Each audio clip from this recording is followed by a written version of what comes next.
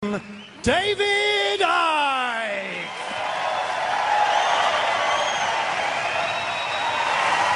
Thank you. Thank you. Thank you. Thank you very much. Oh, thank you. Oh, I'm coming on all emotional. Thanks very much.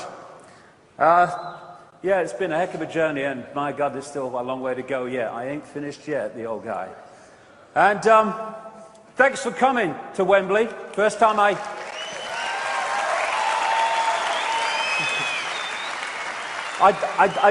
forgotten until I came to look around the place when we were thinking of coming here, but I played football where you're sitting in 1967 as a 15-year-old when my club, Coventry City, had a brain fade and sent their youth team to a national five-a-side tournament full of international footballers. And they used to call me Cinderella because I kept missing the ball that night, you know what I mean?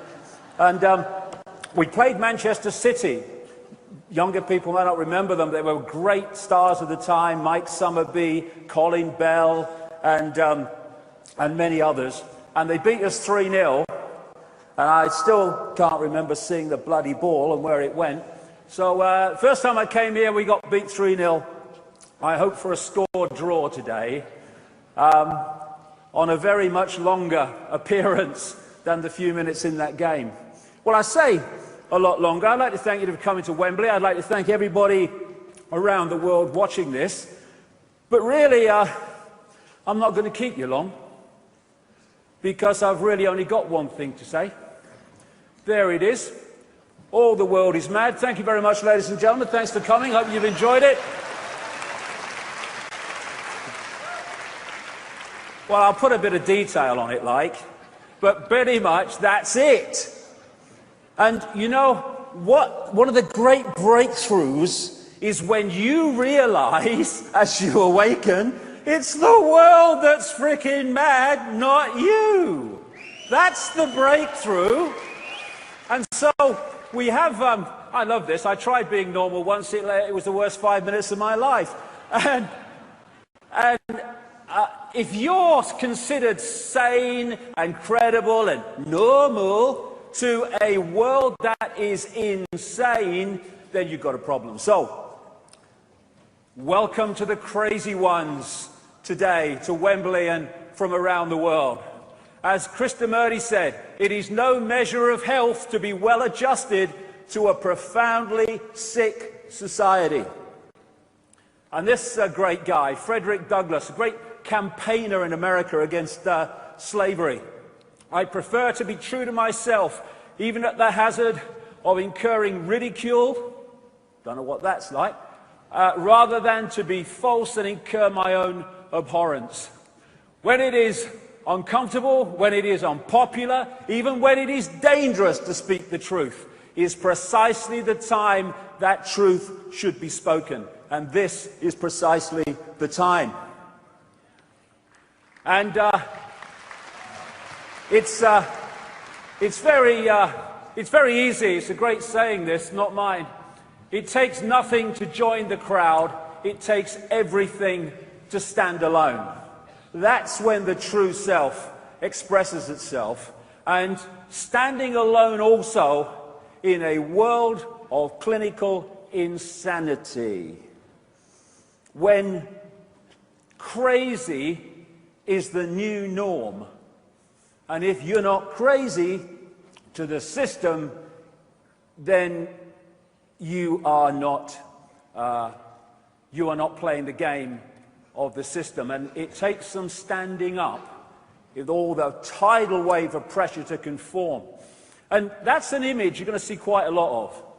Because this world is mad because it's run by crazy people. Not only people as we would perceive human people, it is run by crazy other kinds of people in other kinds of dimensions. And what you have is these crazies, this force of crazy, which is operating behind the scenes When no one sees it and anyone mentions it, you're mad. They don't exist.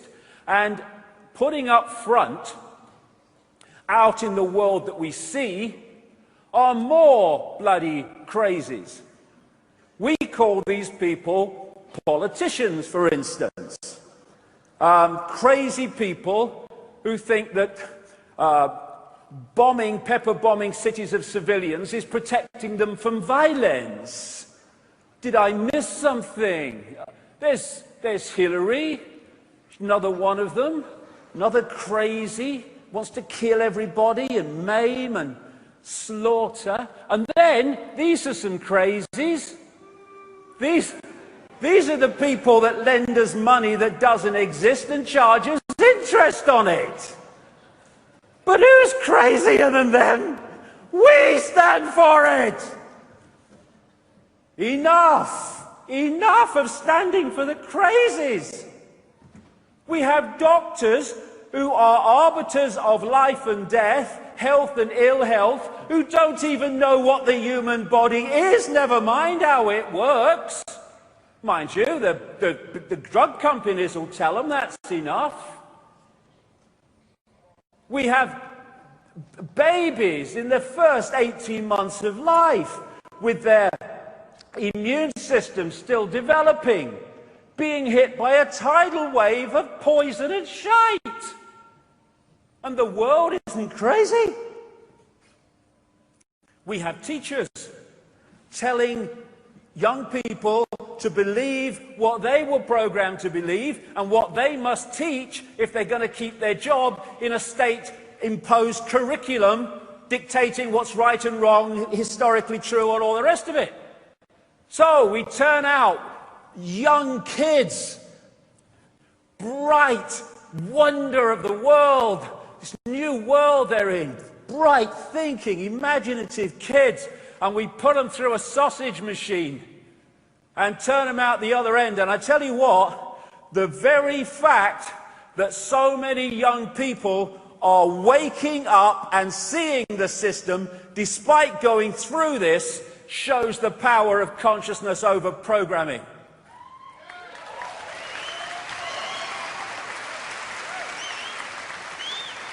And then we have religions.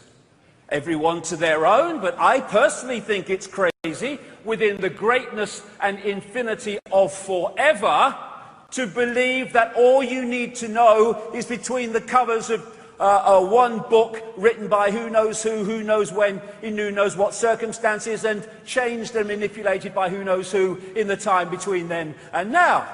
I think that's just a bit crazy. And then we have the crazies called scientists, most of whom spend their time not exploring the mysteries of reality, but in devising more and more effective ways to technologically kill more and more people and to poison more and more people through food additives and drugs. I think that's crazy.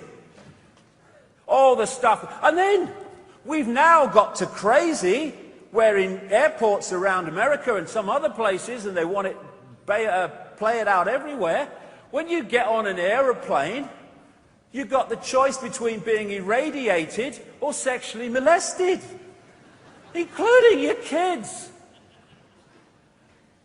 And they say, I'm mad. Did I miss something? And then all the time we got more and more surveillance. This plaque here says George Orwell lived here.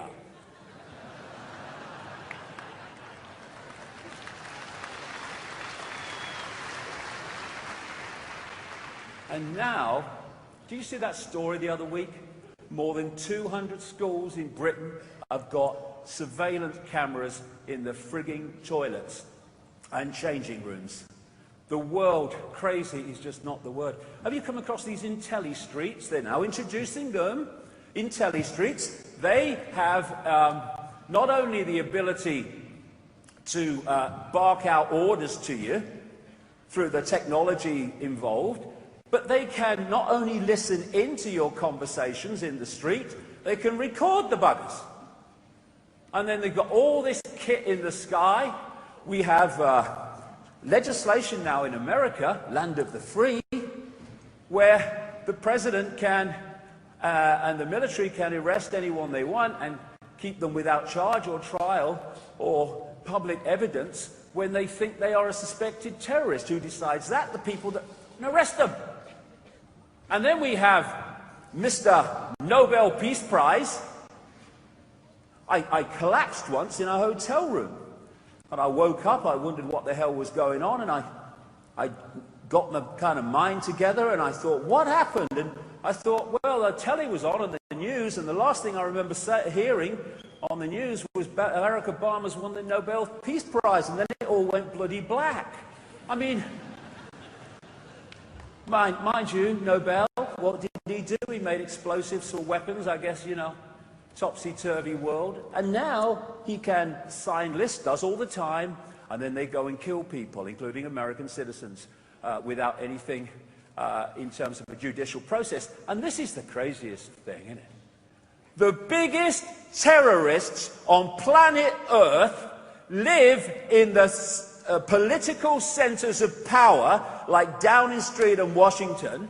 The biggest terrorists on Earth have the nerve to run a war on terror. All they need is a friggin' mirror. This wonderful, wonderful picture. You talk to people through your life. How many people want war? How many people want to see people slaughtered? Some morons, yes, but how many? Very few compared with the population. We don't want war, but we have them. One after the other, because the crazies want them.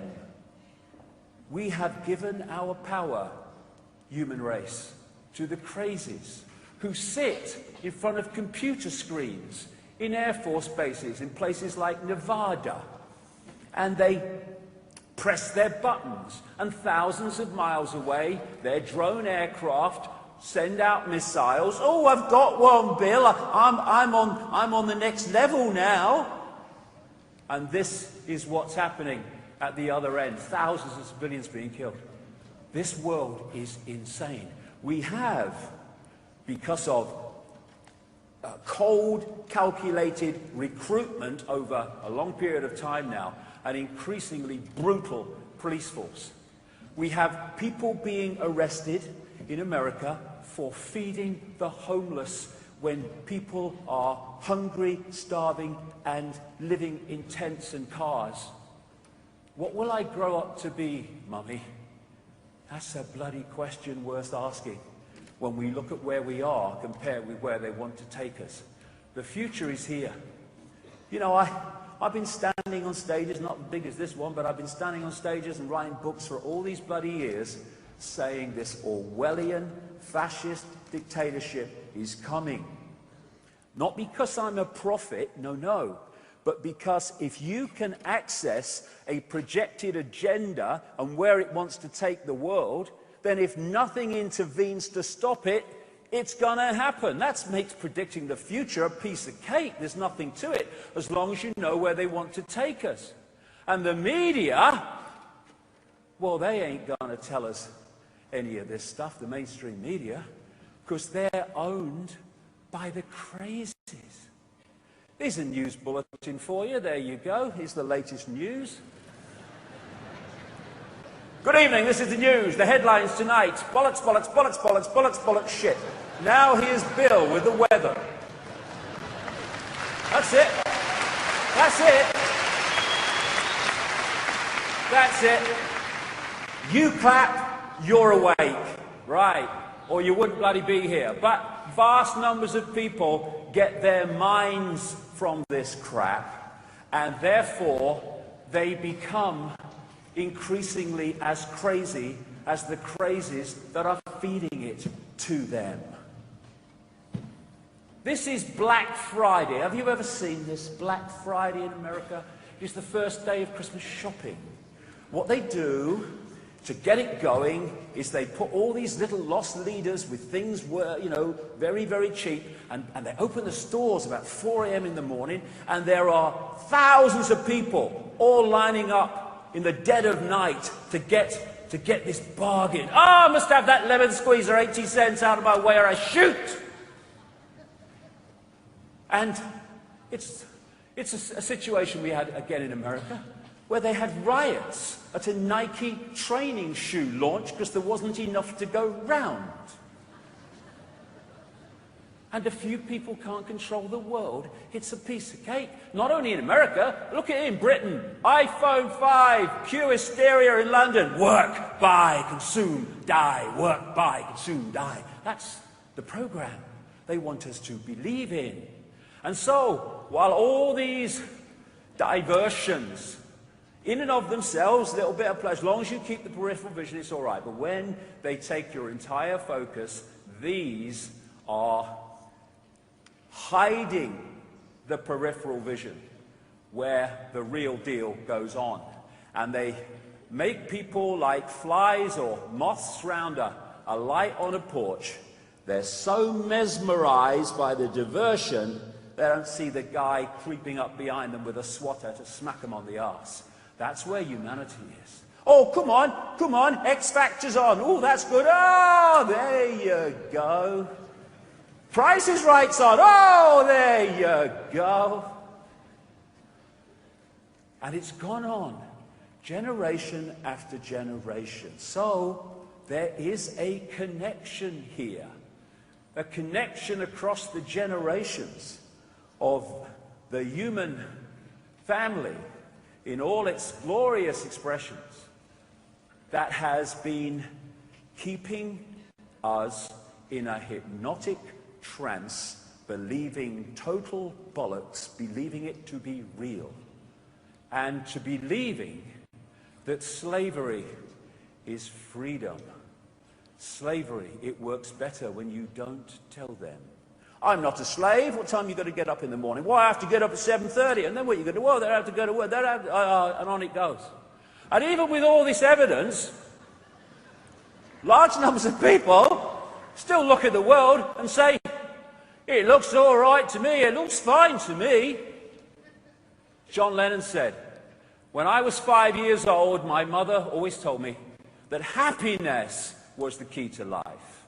When I went to school, they asked me what I wanted to be when I grew up. I wrote down happy. They told me I didn't understand the assignment. And I told them they didn't understand life.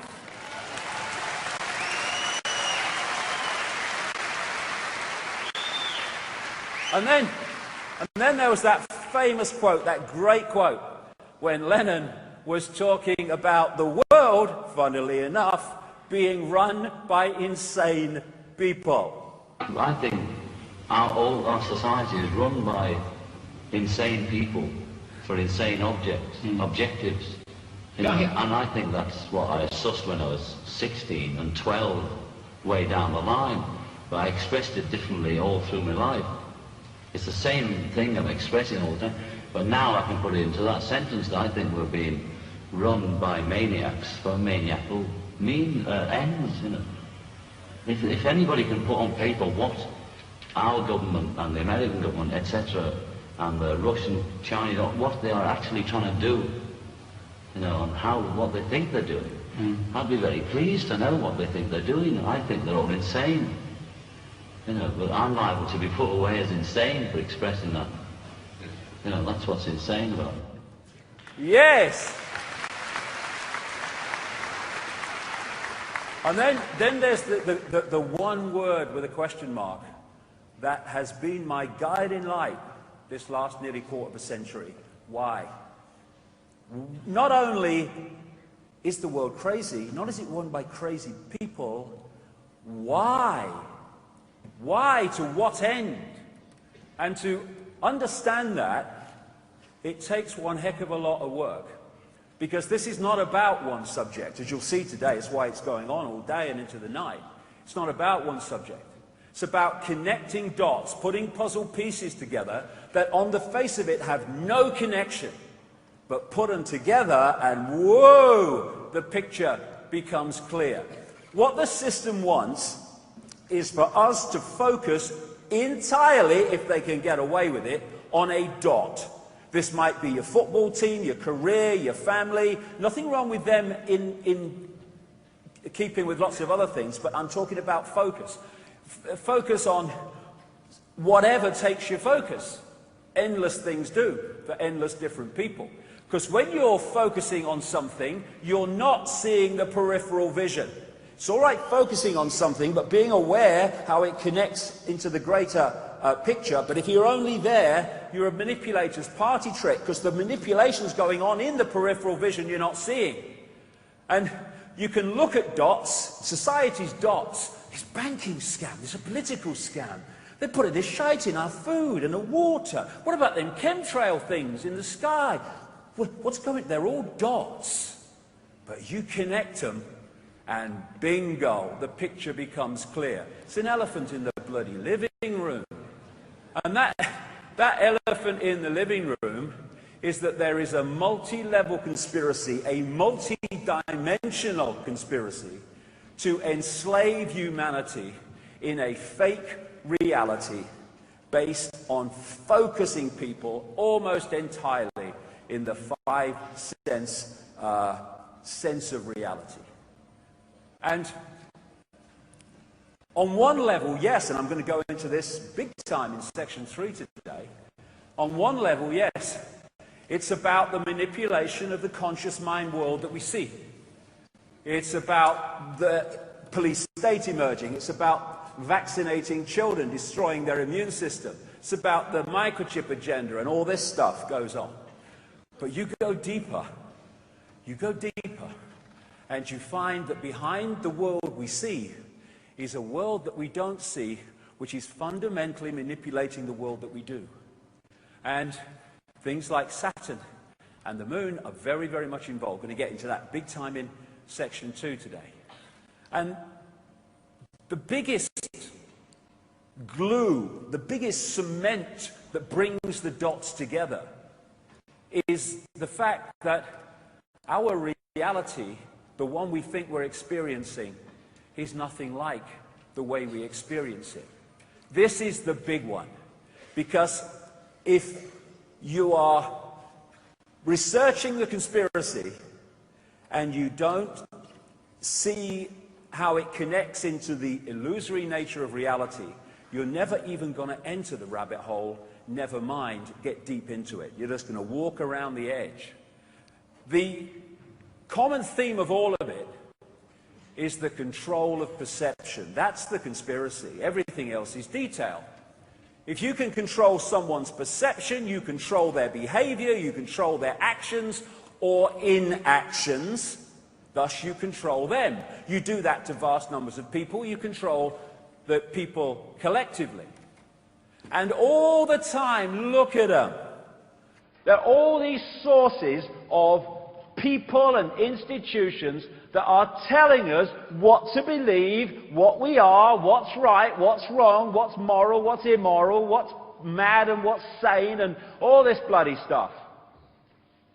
And while all this is going on, the real knowledge, which I'm going to be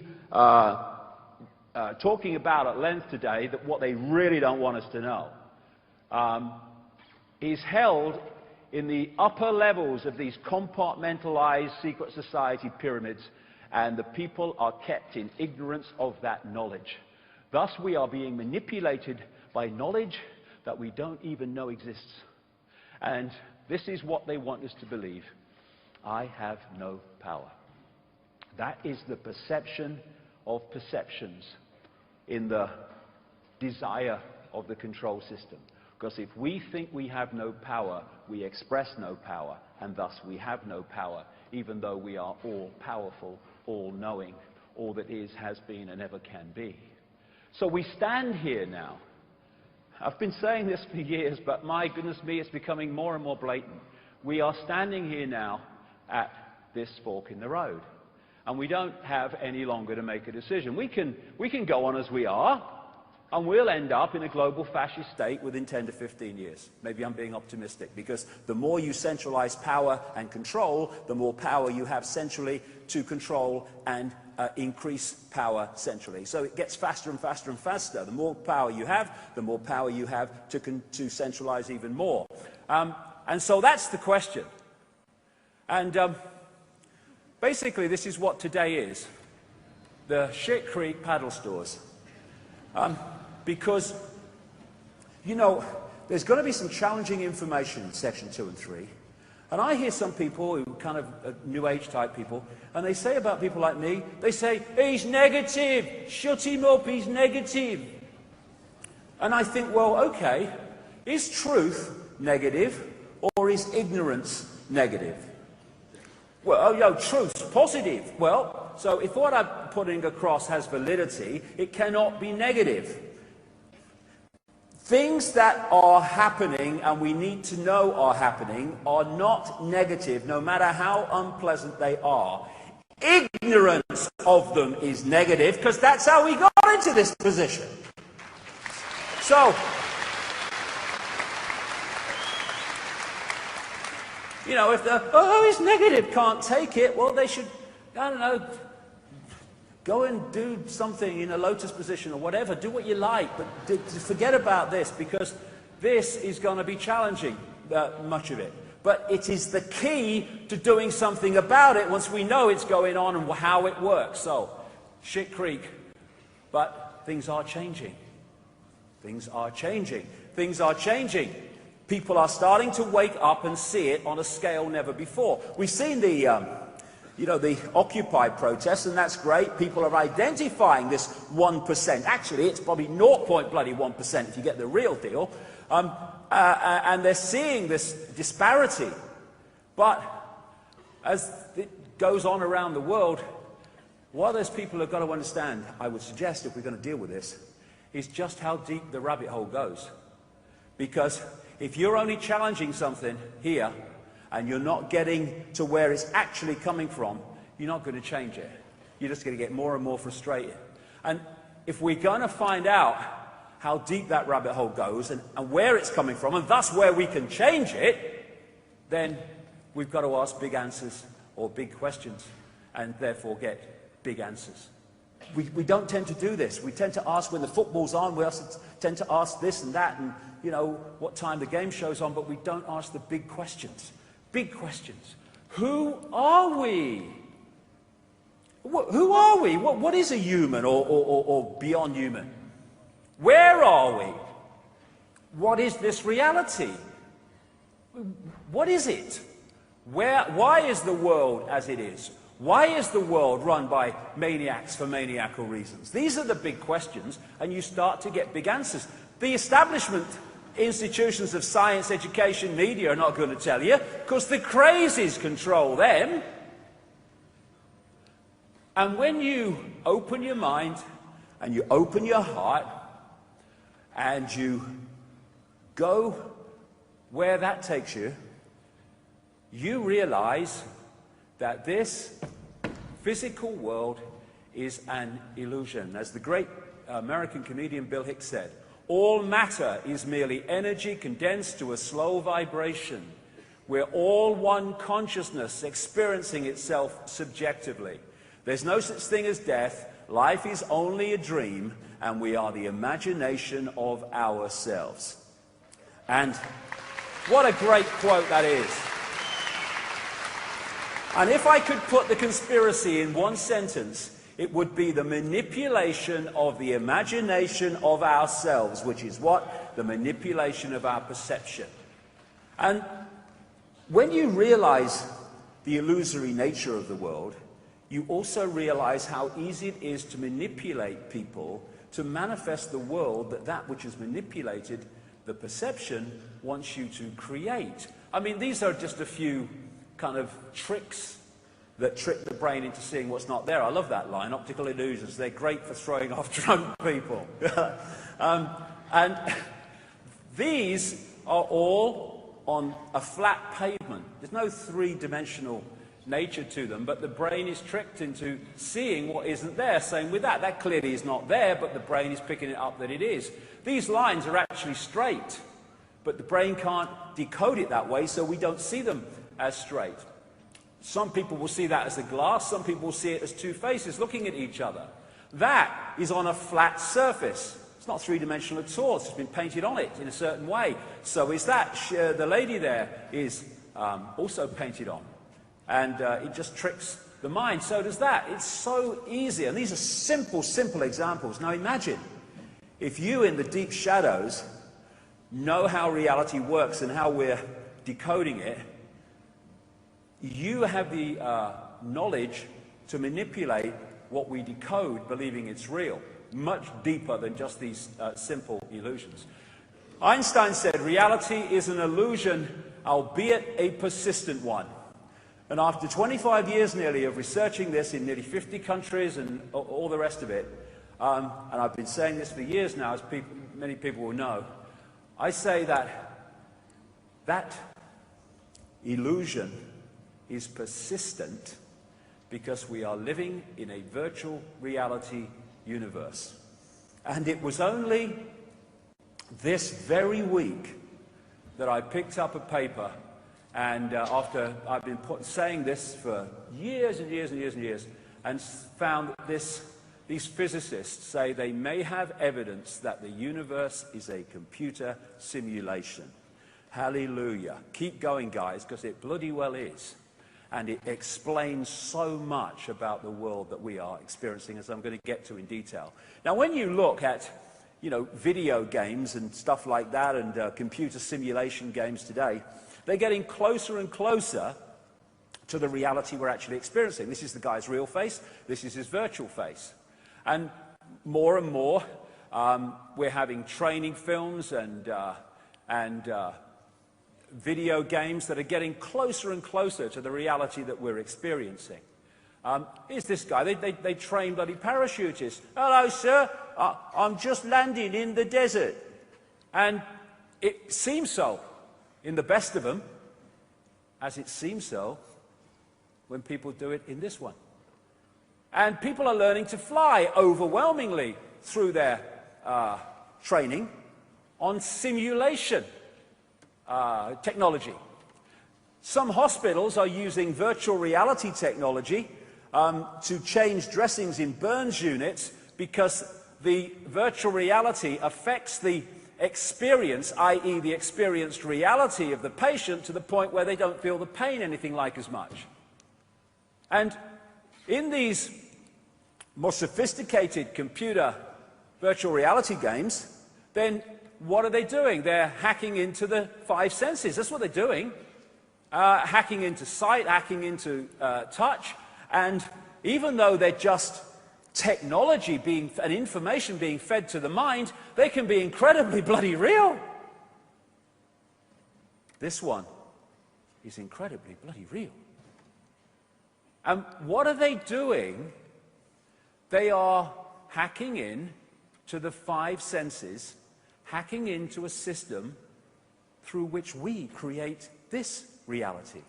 The body is what I call a biological computer, and the senses pick up vibrational information, they turn it into electrical information fed to the brain, and the brain then constructs reality based on that information. And all that virtual reality games are doing is hacking into it and feeding different information for the brain to decode into an experienced reality. Now, what if that was happening here in terms of this, which I'll get to in section 2? The reason they can connect the brain to computers and have interaction is because they're connecting two computers, one fantastically more sophisticated than the other, but the principle is the same. The five senses are just a decoding system, taking, like I say, vibrational information. The ear is the classic example, of course, but they're all like this. It takes vibrational information, it transfers it as electrical information to the brain, and the brain then decodes the sound. As I'm speaking now, passing between me and everyone else is not words, it's a vibrational information field coming from the vocal cords. The ear picks it up, decodes it into electrical signals to the brain. The brain then hears what you're saying. We only hear people when we've decoded what they hear, what we're hearing. And that's why you can hear somebody and hear completely different words and meanings and expressions to what were given, because your decoding system has intervened in that process, maybe because you don't like the person or whatever. The tongue is the same. You take electrical information, you turn it into electrical information to the brain, and then you taste. Oh, that's nice. When this decides that. Same with smell.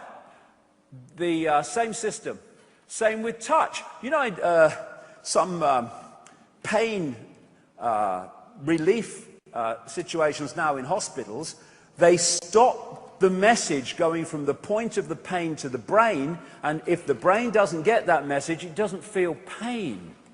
So, I've said many times that this is the stadium on which the human race is controlled. Because if you can control the way this decodes reality from the information it's receiving, then you control that person's perception of self and reality. That's the foundation of it all. Everything else, like I say, is detail. So, in this scene from The Matrix, when Neo said, "This isn't real," and Morpheus said, "What is real?" How do you define real? If you're talking about what you can feel, what you can smell, taste, and see, then real is simply electrical signals interpreted by your brain. Exactly. And what if there were people that understood that and understood how to manipulate the way people's brains interpret that information? What power they would have. That is what is happening. So we have these virtual reality lives we think are real. You know, oh yeah, I've got a nice car, mate. Yeah, I've got a big house. I'm quite good in banking. Oh, me, I'll make it up as I go along, my life. Yeah. Oh, me, my life's falling apart. I'm only just holding it together, mate. You know, we're holding all these bloody virtual lives. When what we are is infinite consciousness having that experience. Even movement is an illusion. There are some people who have malfunctions of the brain that don't see like tea coming out of the pot into a cup like a flow. They see a freeze frame. And there's the same basic malfunction as people seeing a car in the distance, and the next time they see it, it's just gone past them. They've seen nothing in between. Why? Not because there wasn't something in between to decode, but their brain didn't decode it. This is from the mainstream media. Researchers have been able to translate brain signals into speech using sensors attached to the surface of the brain for the first time. The breakthrough, which is up to 90% accurate, offers a way to communicate for paralyzed patients who cannot speak and could eventually lead to being able to read anyone's thoughts. That's what the brain's doing anyway. It's reading information signals and turning them into a reality. The brain is pitch black. There's no light in the brain. How can I see a light? Because that is information. And I'm decoding that information into light. Thus, again in the Matrix, this was so true. When the child said, "There is no spoon. It's not the spoon that bends. It is only yourself." In the way you decode reality. You have people, I've seen them, you walk through fire, somebody calls a bloody ambulance. But you go through fire in a different state of consciousness. What are you doing? You are decoding reality in a different way because of the different state of consciousness, and you can walk through fire and not get burned. Why? Because an illusion can only burn an illusion if you believe it can, and thus create that reality. So the body is merely a vehicle which is operating within the frequency range of this reality, and thus allows the true self to focus attention through the vehicle into this reality and experience what this reality has to offer. It is not who we are. That's the big mistake. The body is like a lens. It's like a telescope which allows the truth self, infinite awareness, to experience this reality. When we get caught into that is who we are, and that's what the conspiracy is working 24/7 all our lives to kid us to believe, then we become limited. I have no power. When we realize we are that, just having that experience, we are all powerful. We are consciousness. We are awareness. We are a point of attention within the great infinite forever. This is just the vehicle of experience. As a Central American shaman brilliantly put it, we are perceivers. We are awareness. We are not objects. We have no solidity. We are boundless. We, or rather our reason, forget this, and thus we entrap the totality of ourselves in a vicious circle from which we rarely emerge in our lifetime. The goal of the conspiracy is to stop us emerging from it. And this is a picture, an image by a great friend of mine, artist Neil Haig, a unique artist, and anything of this style through the day is his, and there's plenty of them. And basically the symbolism here is this is who we are as human beings, like just the white crests of the wave that seem to have some form of individuality, but actually they're just an expression of the ocean. And that's what the conspiracy wants us to forget, that we are the ocean. They want us to think we're just the droplet, the little me, the powerless little me. And I found this wonderful, wonderful picture. This is humanity. It is just a point of attention within infinite reality. And we can have a point of attention that is, I am Ethel Jones and I work at the store. Or we can have a point of attention that I am infinite consciousness, all that is, has been, and ever can be, having an experience as Ethel at the store. The difference in the way we live our lives from those two points of attention is absolutely fantastic. So we talk about subconscious. What is subconscious? It's just that which the conscious mind, tiny, is not consciously aware. In other words, it's everything that isn't the conscious mind. It goes on into infinity. Now this is an important point because it's going to play out through a lot of this. The foundation of this universe is not this. This is just a projection, a decoded version of it. The foundation of the universe is vibrational waveform information fields, which we decode through the electrical into what is the holographic. I'll get to that. In other words, this world is a reflection of that. This is where it all comes from. We're going deeper in the rabbit hole now. Even colors are frequencies, waveform frequencies.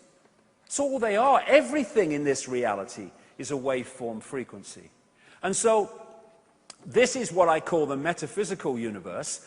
This is the waveform construct in all its forms, and we're decoding it through into what appears to be a solid world. It's actually illusory solid, holographic. And not only are we decoding this, we are also posting information onto this by our thoughts, responses, and actions. It's a two-way thing. It's like the cosmic internet, as I'll get to. So when Plato, ancient Greek philosopher, and Socrates and all that stuff around that time, Aristotle, Plato talked about the illusion of the world being shadows on the walls of a cave, which people took to be real, when it was just a projection of something else. All that time ago, spot on. And therefore, this waveform information becomes this only when it comes through this. Not just the brain either, the whole genetic structure is part of the decoding system. So this does not exist out there. There is no out there. There is only in here. And in here, which I'll really get to. And it's the same with the internet. There's no internet out there to a computer. It's within the computer's decoding process that it exists. And thus, the crazies want to, and have up to this point, not least because humanity has not understood what's going on because it's not told, they have sought to intervene into this process to dictate what emerges and manifests as our experienced sense of reality. In other words, humanity is under mass hypnosis. But you know, isn't it funny? We use these phrases and we use these words and we throw them away, they have such profound meaning. People say, I woke up and I could suddenly see it. Yes, woke up from the hypnotic trance. That's exactly what it is. And these are the hypnotists. And most of them, vast majority, are also hypnotized in a trance, hypnotized to hypnotize other people into the trance. They're called journalists and whatever Bill O'Reilly is. I don't know who he is or what he is anyway, on Fox News in America. And, you know, all these politicians, doctors, and all these people, teachers and schools and academics, they are hypnotizing people with a version of reality, most of them unknowingly. And this is where all this comes from. All these sources of, you must believe this is credible, this is not credible, are all hypnotic implants into the mind. And we live in what I call the wireless cosmos. And this is why we literally don't see it. Nowadays, of course, you've got the wireless internet. The Wembley Arena's probably, I'm sure, got the wireless internet. Okay, where the bloody hell is it? It's here. I could get this computer here, and I could log it in, and in the middle of this stage, with no wires attached to it, I could log into a worldwide reality, a collective reality that can be picked up in South Africa, America, Britain, in Russia, everywhere that it's available. And that's what we are doing through the body computer. We are picking up information from the cosmic internet, as I call it, and we are decoding it into a experienced reality. And what we decode from it and what we don't decode from it is dictated by the way our decoding system works, and that is immensely dictated by our sense of perception. So what is the internet? Well, people say, well, it's graphics and it's words and it's pictures on a screen. Well, yes, it is, but only on the screen. Everywhere else, it's electrical circuits and all this stuff. Okay, what's TV? Well, it's moving pictures on a screen. Yes, it is, but only on the screen. Everywhere else, it's electronic circuits, it's digital stuff these days, or it's the old frequency, analog stuff that's still around. That's what most of it is. Only on the screen is it that. Well, only on our screen is this. Any other time, it's a vast information construct. And because we're all decoding the basic same construct, that's why we see the same lights. That's why we see the same blue car passing. But what we think of that car, whether we like it or don't like it, or all the rest of it, is our unique spin on that collective virtual reality game that we're experiencing. Now, I make the strong difference between what I call body-mind. This is so important to the conspiracy as we go through the day. What I call body-mind and what I call consciousness. Body-mind to me is the body and the lower auric field mind that operates in this reality, basically. And this consciousness is the greater self operating beyond this reality, with therefore a very different view of this world from its perspective of attention. And of course, if you were on the internet and your consciousness, symbolically the guy with the keyboard and the mouse, had control of the computer, well, that's great, because you're deciding what websites you go to, you're deciding whether you like them or whether you don't like them, you're making all the decisions. But what if this became detached from that, and that went away on its own, making its own decisions, deciding where it's going to go and what it thinks of it? Suddenly this is banging the keyboard and tapping the mouse, nothing happening. And that's what the conspiracy is about. It's isolating body-mind, that which is having the experience, from the greater self. That's why we live in a society that's entirely about attracting and controlling and hijacking the attention of the five senses. And, of course, everything is one. We'll get into this. Everything is one. But that one has multiple infinite possibilities and expressions. Thus, mind and consciousness are of the same substance, but they're not in the same state of perception and awareness. Consciousness can be symbolized as the ocean, and mind, still the same as the ocean, in water in this symbolic case, but it's much denser, much more limited in its ability to perceive. And this is where humanity is, when this is what humanity really is. This guy, Ramana Maharshi, he left home. I don't recommend it, but if you fancy it. He left home at 14. He went to a mountain called Arunachala in India, and he meditated for much of the rest of his life. And in those deep states of meditation, he came to this conclusion. Mind is consciousness which is put on limitations. You are originally unlimited and perfect. Later you take on limitations and become the mind. The conspiracy must have us become the mind. Otherwise we're uncontrollable. Einstein. A human being is part of the whole called by us universe, a part limited in time and space. He experiences himself, his thoughts and feeling, as something separated from the rest, a kind of optical delusion of his consciousness. Consciousness sees everything as one. Mind sees everything as apart from everything else. Where do you want people to be in terms of their point of attention if you want people in constant conflict, warfare, and divide and rule? Certainly not that. So, as I said, this is it's a great image by Neil Haig. I asked him to do it because I've had this picture in my mind for years of symbolically our situation in experiencing this reality. This is the true self, and this is the five-sense self that is basically looking into this reality and decoding it. And our focus of attention can be purely here, in which case we'll read the Sun or the National Enquirer and believe the dates, and, oh no, it's real, mate, it's all real. Or we can have our point of attention going deep into the greater self, in which case we will see this in a totally different way. So, what is the universe? It is information. And that's the construct from which it comes. And information is in everything, because everything is information. This is a man called Dr. Emoto. I spent a whole weekend with him once in London, and had a long, long chat with him about his work.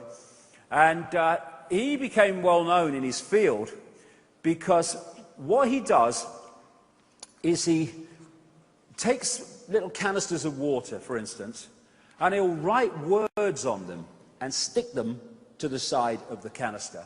Or he'll put a mobile phone on them, maybe. And then he freezes them. I've been to his studio laboratory in Tokyo and seen how it does, where he does it. And he freezes it very, very quickly. And then he photographs the water crystals from the water before they melt.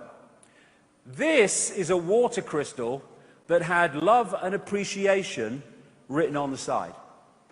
This is a water crystal that had "You make me sick, I want to kill you" written on the side. You want to see what they look like when a mobile phone's been on the side. Now, what is happening here?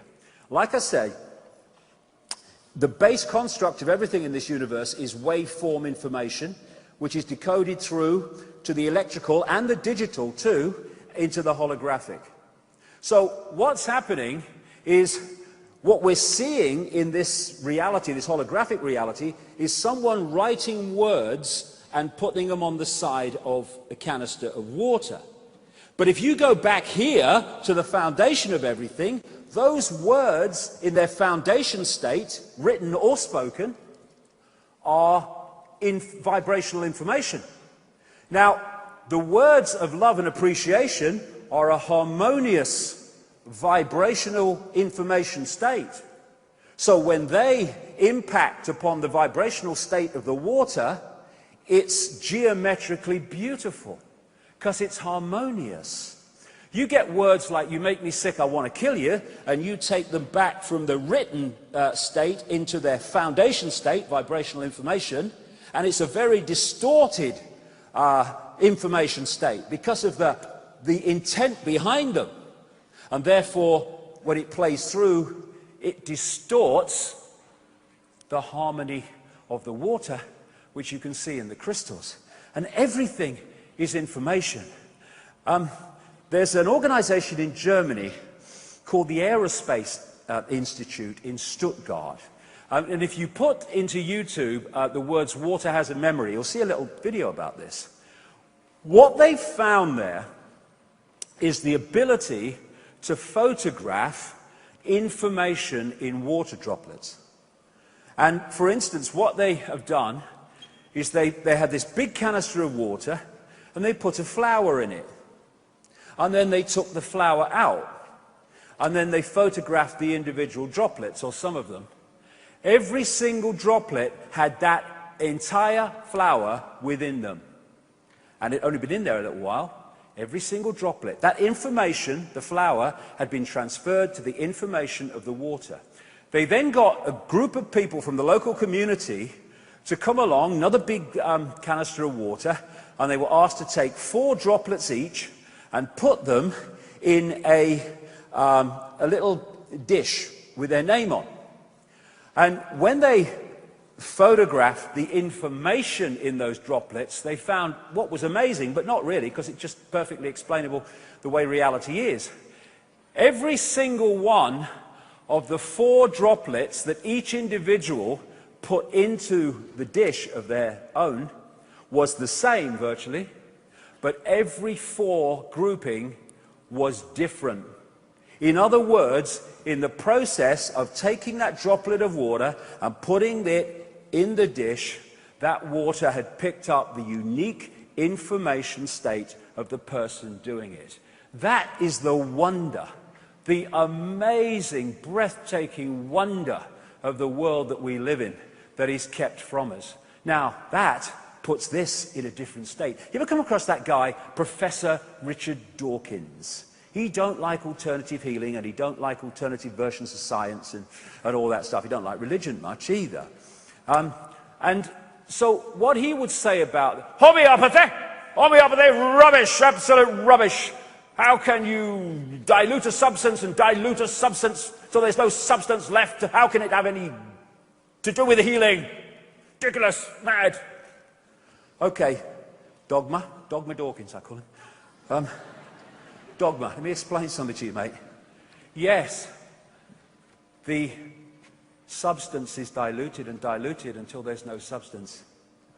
But the information remains, just like the information from the flower remained in the water after it was taken out. And it is the information that does the healing, because we are in an information universe. Distorted information, ill health. Harmonious information, good health. And thus, when we see fluoride in the water, and we see great oil spills in the Gulf of Mexico, we are seeing holographically what we see on the news.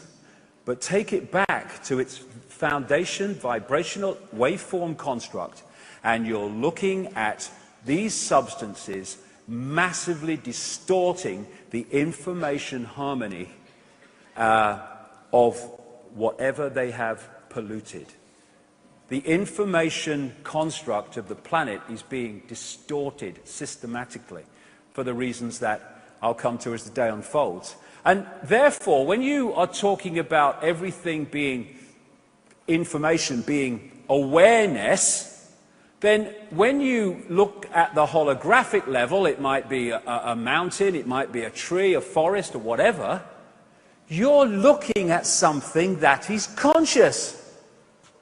It's a rock. No, it's not just a rock.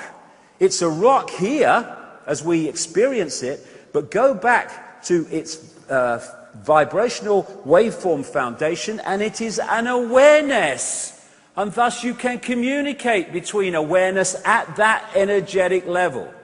He talks to rocks. I don't talk to rocks. I talk to the consciousness that holographically is expressed as a rock. Oh, I do talk to rocks. I'm having a chat with you, mate. But anyway.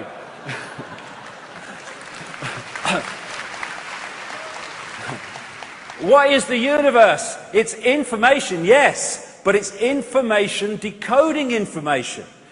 When you put a disk into a computer, the disk is information, and it's decoded by another form of information called the computer. And therefore, the human body is information, and it decodes other information, and vice versa. As Edgar Allan Poe said, all that we see or seem is just a dream within a dream. When we have a dream at night and you know, we wake up, oh no, it's just a dream. Oh, but it was so real. Well, this is a dream. It's just more real in the way we experience it. And the human body too, like everything, is not physical. It's a holographic, illusory physical form, which in its base state, here we go again, is waveform information. This has massive implications for healing, true healing. Because what the medical profession does, and the big pharma, it wants to heal this. Well, it doesn't. Some of them do, the big pharma doesn't, he wants the bucks, but it wants to treat this. But this is just a projection. That's why it only treats symptoms, not causes, because the causes are here in information distortion. If you harmonize the distortion, that must heal, because that's just a projection of that. Bloody so simple. And this story kind of encapsulates just the illusory nature of everything. There was a guy called Michael Tolbert. He wrote a great book back in the 90s called The Holographic Universe. He looked at the scientific evidence for the fact that this is a holographic, illusory physical world, which it is. And he told the story in that book of a party that his father held, and he experienced, he was there, at his home, and the father got a stage hypnotist along to do party tricks. And he got this guy, his name was Tom, sat him down, and he said to him, after he'd done his, you know, you're eating an apple and it's really potato stuff. And what's that? What's that? What is the hypnotist doing? He is telling the decoding process, it's a potato. You're eating an apple. So when the vibrational information from the apple becomes electrical information to the brain, instead of the brain decoding the apple, because it's been encoded to believe it's an apple, potato, that's what it decodes. And you try telling somebody eating an apple that's a potato that it isn't an apple. Look, mate, I can taste an apple. And they say this about everything. Oh, look, mate, I can see it. Oh, look, I know it's real, but it's just the way we're decoding it. And in this example, as he was starting to bring Tom out of his hypnotic state, he said to him, when I bring you back to waking state, Tom, you're not going to be able to see your daughter in the room. And what he did then was led the daughter to stand in front of the father. So he's looking in her belly. And he brings him out of a trance state, apparently, and he said to him, can you see your daughter, Tom, in the room? And Tom's looking around, he said, can't see anything. No, she's not here. She's here! And she's laughing. But he's saying she's not in the room. Everyone else is in the room that can see her, but he can't for reasons I'll come to. And then the hypnotist went behind the daughter, with put his hand in the small of her back, and he said, I'm holding something, Tom. What am I holding? So he looks, and it's so obvious to him, it's a watch. He says, there's an inscription on it, Tom. What is it? He peered forward, he read the inscription. His daughter's between him and the watch. Dogma Dawkins, rubbish! Not possible, not possible! Well, let's have a look, Dogma. Let's have a look here. What's gone on? The foundation of the daughter, like the foundation of this entire universe, is waveform information. And if the father does not decode the waveform level of the daughter into holographic reality, she does not exist in the reality of his conscious mind, because he's not decoded her into that level of reality. Everyone else in the room can see her because they've not had the hypnotic blocking mechanism put in there saying, you're not going to be able to see your daughter, Tom. And only when he decodes her into holographic reality can she appear in his reality. And if she's not been decoded into his reality, he can see what's behind her, because at that level of reality, she's not there. She's at another level of frequency. Now imagine again, if you were at the core of this conspiracy, and you knew that. And you controlled the media, and you controlled the television, and you controlled the education system, and you controlled all the sources of information that people receive in the mainstream. You could make them perceive and decode almost anything you wanted. So the world is not outside of us. It just appears like that. I grant you it does. But it's not. It's illusory. It's within us. Within us, that's where we are decoding reality. And this is the key. This is the gateway. This is the gateway. The doorway out of the prison. I'm going to go into this very, very deeply as we go through the day. The power of the heart. We think of intellect, the brain, that's a very low level of awareness. This is the real level of awareness that connects us beyond the world of the illusion into the greater ocean of awareness, the greater love, intuition. This is where intuition comes from. We don't say, oh, I just intuitively feel, do we? We go, I just intuitively feel. We're doing the body language and we're indicating where this is coming from. And it is innate intelligence. It's not, I've been to university and I've remembered all these things, what dogma told me, and I've passed my exams. That's not intelligence, that is memory, overwhelmingly. This is true innate intelligence, knowing, not thinking. And I'm not just talking about the heart that pumps the blood. I'm talking about this heart vortex, which is the spiritual heart, which opens us through into the greater ocean. If we open it, if we don't, it shuts us off from the greater ocean. There's an organization in America called the Institute of Heart Math, which does a lot of research. Its whole kind of focus is on the power of the heart. And it points out that the most powerful electromagnetic field in the body is the heart. There are more nerves going from the heart to the brain than coming the other way. And they found something else in their research, that if the heart and the brain and the central nervous system are in coherence, electromagnetic harmony coherence, the person goes into a completely different and much, much higher level of consciousness and awareness. If that coherence is broken with incoherent resonance, then you come out of that high state of consciousness into a lower state of consciousness. I've just described one of the greatest mechanisms and goals of this global conspiracy, because this is the heart resonance, coherence, when people are in a state of appreciation, of love. This is their incoherence when we're in a state of frustration, of fear, of anger, of resentment. And look at the society that we have had structured for us by the crazes that run it.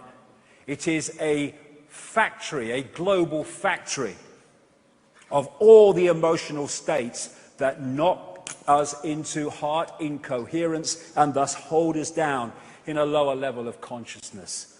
That's why it's done. The Institute of Heart Math said this: there is also new data suggesting that the heart's field is directly involved in intuitive perception beyond mind, through its coupling to an energetic information outside the bounds of space and time. Yes, outside the walls of the illusion. Thus, they want heart-closed people so that we do not breach the walls of the illusion and stay within it. That is why they have structured society as they have, and in section 2 I'll explain all that in detail. So, the idea is to hold us here and keep us detached of an awareness and an influence from that. Now, one of the great things about doing what I do is when you come across other people's research in various disciplines and various specific areas, and it fits into what you're doing perfectly. And this is an example. Cosmic communication.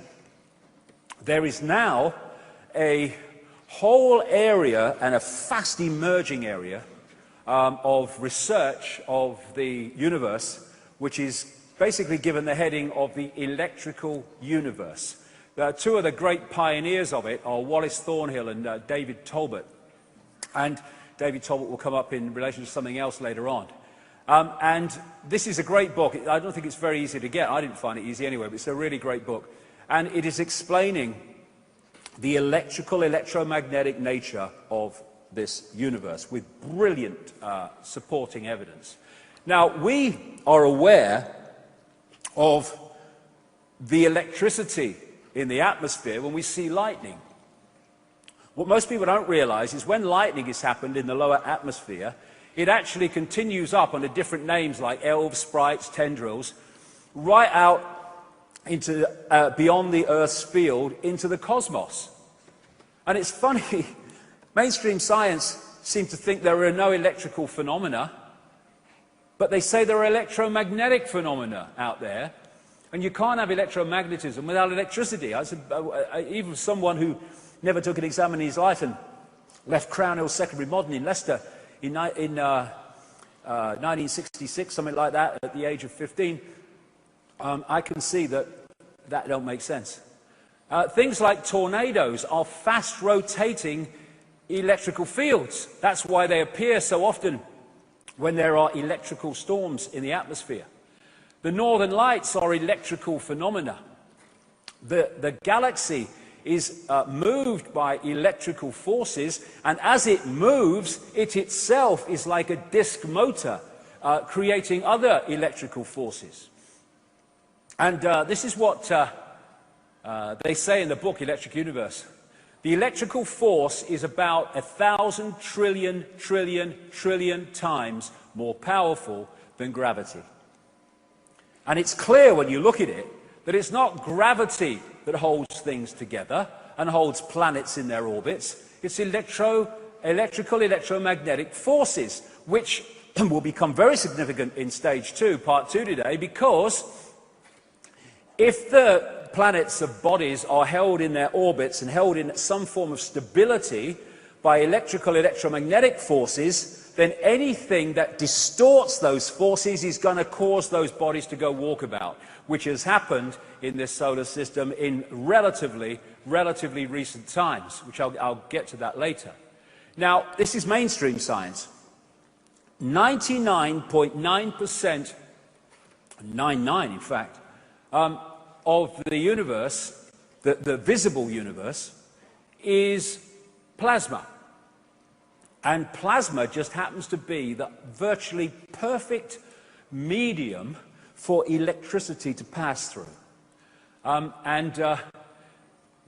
of the researchers into the electrical nature of the universe said, in the laboratory, plasma exhibits a lifelike ability to self-organize and to cope with the stresses of its electrical environment. Why can it lifelike self-organize? Because, like everything else, it is an expression of consciousness. It is an awareness.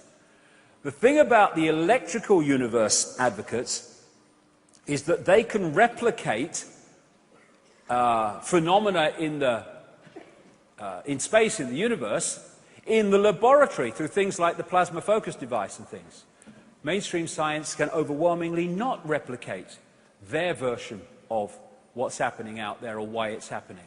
Comets are electrically affected forces as they pass through an electrical universe, creating electrical phenomena.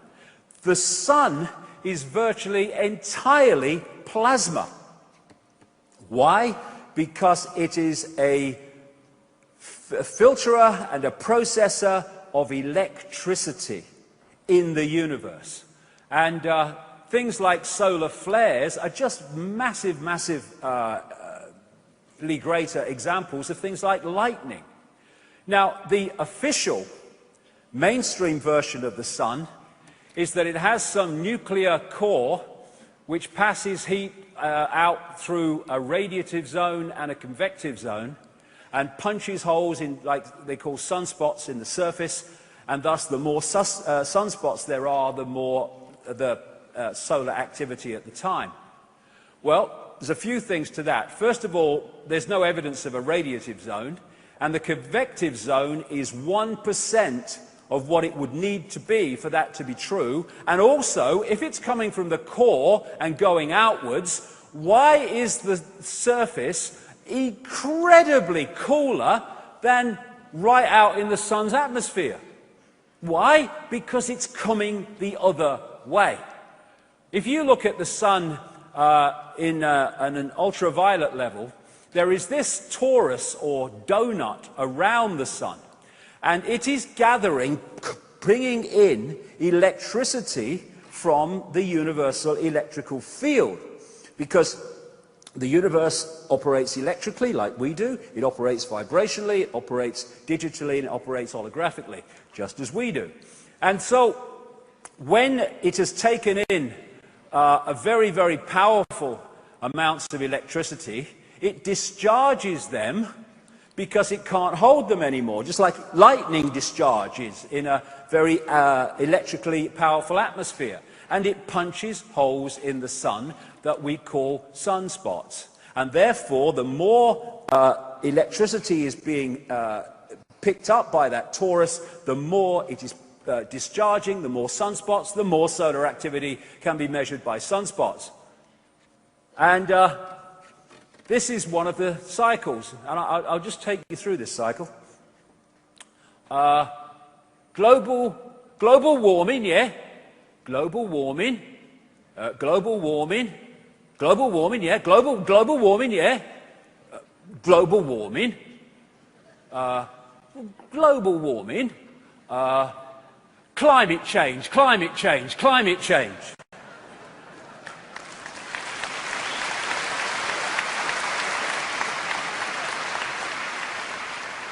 And there is another phenomena of the electrical plasma universe, and that is something called Langmuir sheaths, after a man called Irving Langmuir, who basically came up with the concept. And that is this. It's incredible, really, to explain this phenomena. When plasma of a certain electrical charge meets plasma of another electrical charge, they automatically create these sheaths which hold the different charges apart. And thus, a planet or a sun is an electrical phenomenon on one level, and therefore the plasma around it carries a unique electrical charge coming off that planetary body. Thus, we have the planetary energy fields, or magnetospheres, which are created by electrical phenomena which impregnates the plasma with a certain charge that's different to another charge, and thus we have magnetospheres. And we have magnetospheres in a way called the auric field. And we, as human beings, are interacting on this electrical level, as we are on the digital, holographic, and vibrational level, with this cosmic internet. The electric universe that these people are brilliantly coming up with is one level of the cosmic internet, the interaction of information.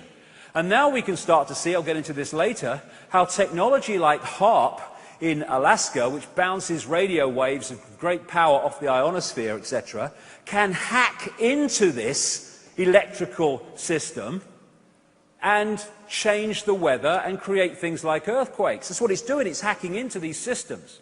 And of course, the brain is working on an electrical level. That's mainstream science. But the body, the genetic structure itself, on one level is massively electrical. And on that level, we're interacting all the time with the electrical universe, picking up information from it and posting information on it with our thoughts and emotions. Another thing with the plasma electrical universe is as electricity is passing through plasma, these are called Birkeland currents, the phenomenon automatically makes these electrical forces twirl around each other, and as they create electromagnetic fields which hold the electrical forces in place. It's bloody genius. Probably somebody did that, that's why, but this is the way it is. This is the double helix nebula, a very massive version of that. But these Birkeland currents are tiny, tiny, tiny, going up to enormous, beyond our imagination in size, on the electrical level of the universe. And like I say, there you go, and there you go. DNA. DNA is another expression, as above, so below, of this phenomena that I'm talking about here. That's why it looks as it does. That's why the electrical level of the universe and brain cell activity, because we are interacting with it. We are different, we are a smaller version of the whole for reasons I'll come to. And of course the heart electromagnetic electrical field is also interacting with the greater universe.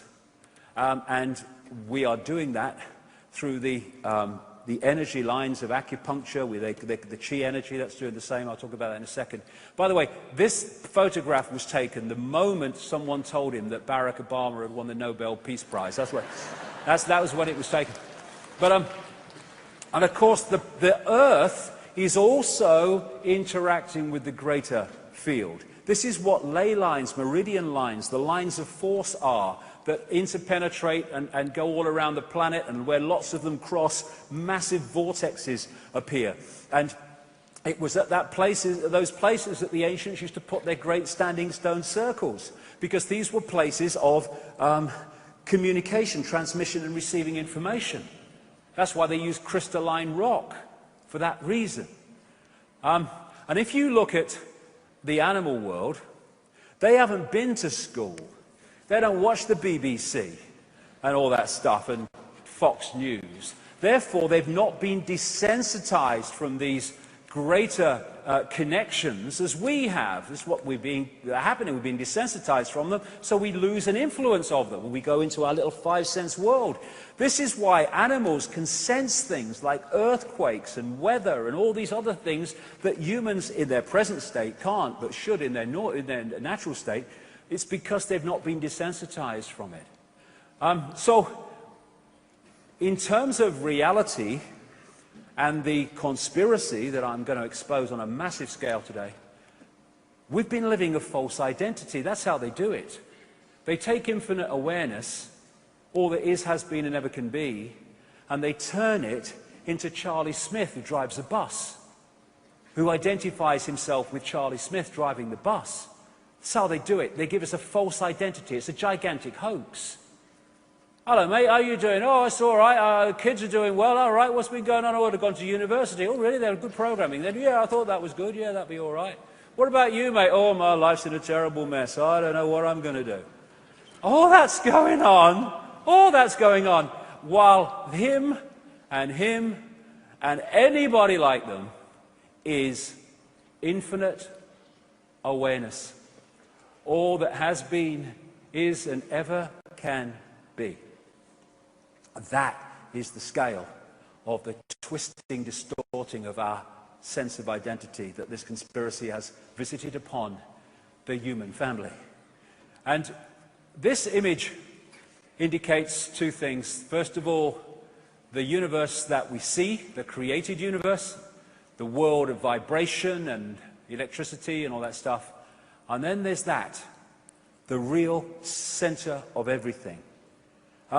Anyone that goes into deep meditative states, and I've been here using ayahuasca on occasion in 2003 in Brazil. Wonderful place that is. And what you do is you go beyond the senses, you go beyond the illusion, and you go into this place that mystics and people have talked about for as long as humanity has recorded itself. You go into a place of stillness and silence. And people think, again, everything is distorted, everything is upside down. People think of stillness and silence as nothingness, when what it is all possibility waiting to manifest. All that is, has been, and ever can be. What does that phrase really mean? It means all possibility waiting to manifest. That's where the heart takes you. When you go beyond the illusion, that's the true self. What we're experiencing now that we think is all of us is merely one tiny, tiny infinitesimal experience within all possibility. All possibility, that's what that is.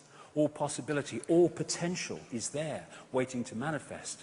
All there is and ever can be, all possibility. It's everywhere and nowhere. You can't have everywhere and nowhere, you've got to have one or the other.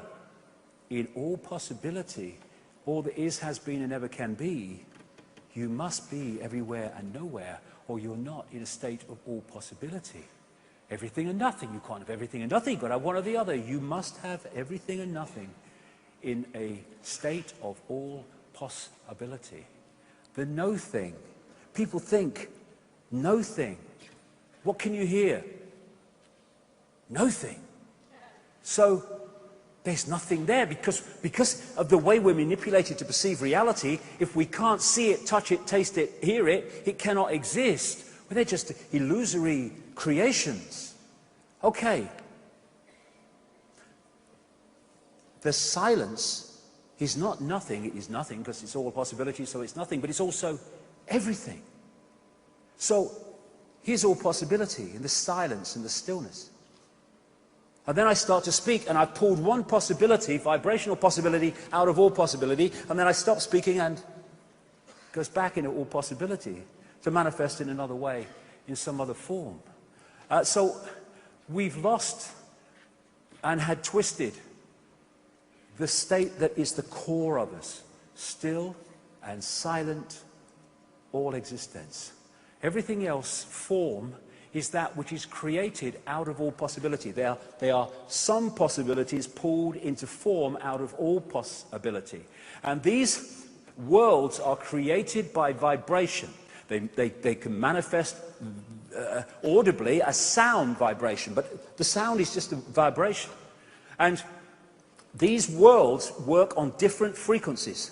So like radio stations can share the same space without interfering with each other because they're on different frequencies, so these worlds can share the same space without interfering with each other because they're on different frequencies. And only when they're very, very close is there interference and the possibility of crossover, and that will bring us to section 2 today. So this is cymatics. And what cymatics does is use sound, vibration, in different frequencies to create geometrical forms from particles which without the sound, the vibration, are just all over the place, random. Then suddenly there's a sound and woo, they move into these amazing shapes. This is how matter is created out of the void. This is as an example of it here. This is just sound moving particles around to create form, cymatics. And when they change the vibration, they change the created form. Going to be massively important in section 2, this.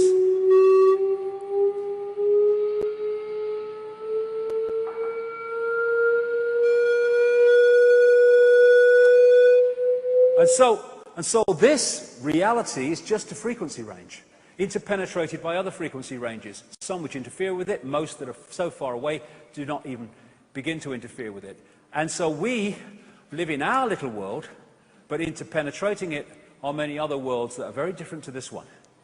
And our frequency range, this is crucial to understanding so much that's coming today, is tiny. I don't go with the dark matter, dark energy stuff. I just talk about the visible and invisible universe. But this is what mainstream science says. Of that which exists in the universe, that which we perceive, the electromagnetic field up to a point, and visible light. Visible light is the only frequency range that we can pull into a world that the conscious mind can perceive. Everything else is beyond it. And the electromagnetic spectrum is 0.005%, mainstream science says, of what exists in the universe. Some say it's a bit more, but not much. Visible light, which is the only frequency range that we can pull into a reality we experience with a conscious mind is a fraction of the electromagnetic field. So, as someone rightly said, humans are basically blind in relation to what we can pull into a conscious reality from what actually exists in the universe that we're experiencing. Thus, this is our world. We can't even perceive through the conscious mind these other levels of the electromagnetic spectrum which technology can. So we have a visible universe which is tiny, and we have an invisible universe which is invisibly infinitive, infinite. And thus what we call a world, what we call the world that we think we're living in, is a tiny, almost infinitesimal frequency band. And if we don't know that, but that which is manipulating this world does, we are in an extraordinarily powerful state of potential manipulation. And the focus of attention I keep talking about, that this society, this crazy controlled society wants us in, is that focus of attention wants us only in that tiny band of frequency, visible light, and not to access the inspiration and insight beyond it through this and the greater mind that will give us a greater fix on what this visible light really is, because it ain't what we think it is. So if we come into this reality and we hold a connection to the greater self beyond it, what I call consciousness, then we've got everything we need. We've got the five senses and the body-mind to directly interact with this frequency band and to get a fix on that level of what's going on and to interact with it. If consciousness, the greater self, wanted to interact with this frequency band, it couldn't hold this because it's on a completely different frequency. So the outer shell, the body that we take on, is within the frequency band that we want to interact with, and thus we can pick things up and they stay in our hands. And so we've got everything we need. When that level of us sees information from the news or politicians or whatever, this level, beyond the illusion, is filtering in insight and intuitive knowing that goes, it's a load of bollocks, isn't it? Yeah, right? But if we don't have that filter, then this can believe it, and does. And if we get disconnected from that, and we only have this, where are we going to look to get a fix on who we are, where we are, and what's happening in the world? We're not going to go there because we don't accept that exists. This is our reality. Where are we going to go? We're going to go in this direction. And what's coming back? The newspapers, the education system, the politicians, the banks, and all the other stuff. This is what the conspiracy is. Isolate them in the five senses, then program the five-sense level of reality with a sense of self in the world that turns them into our slaves. That's the bloody story. And once that happens, we become bewildered humanity. Where am I? What's going on? Open. You see what's going on. Time and space. Oh, there's got to be time and there's got to be space. But it's not, it's an illusion. It's a decoded illusion. This is why when you go into the heart and through out of the illusion, there is no time and there is no space, because it's part of the construct. See, if you put a disk, in, like a computer game, information into a computer, upon the screen comes decoded information that has scene following scene, time, and it has depth and perspective, space, and yet it's just information on a disk being decoded. And once we get caught in the time illusion, and my goodness me, the whole of society is based on time. What's the time? What's the time? Is that the time? Oh my God, no time. Oh. And that which is the greater self beyond the illusion does not happen or operate within time and space. It's just a construct. It is outside of the construct. Thus, if that inside the construct the experiencing level is caught in time and space, the passage of linear time, then it is already disconnecting on that level alone from that which is no time. And people say, well, and that's the idea. And people say, well, there's got to be time. But there's not got to be time. There's got to be decoded time. I mean, look at it. Look at the time we have. I mean, there's an invisible line in the ocean. And if you go one way, you go into yesterday. And if you go that way, you go into tomorrow. And it's not even bloody straight. Look at it. Oh.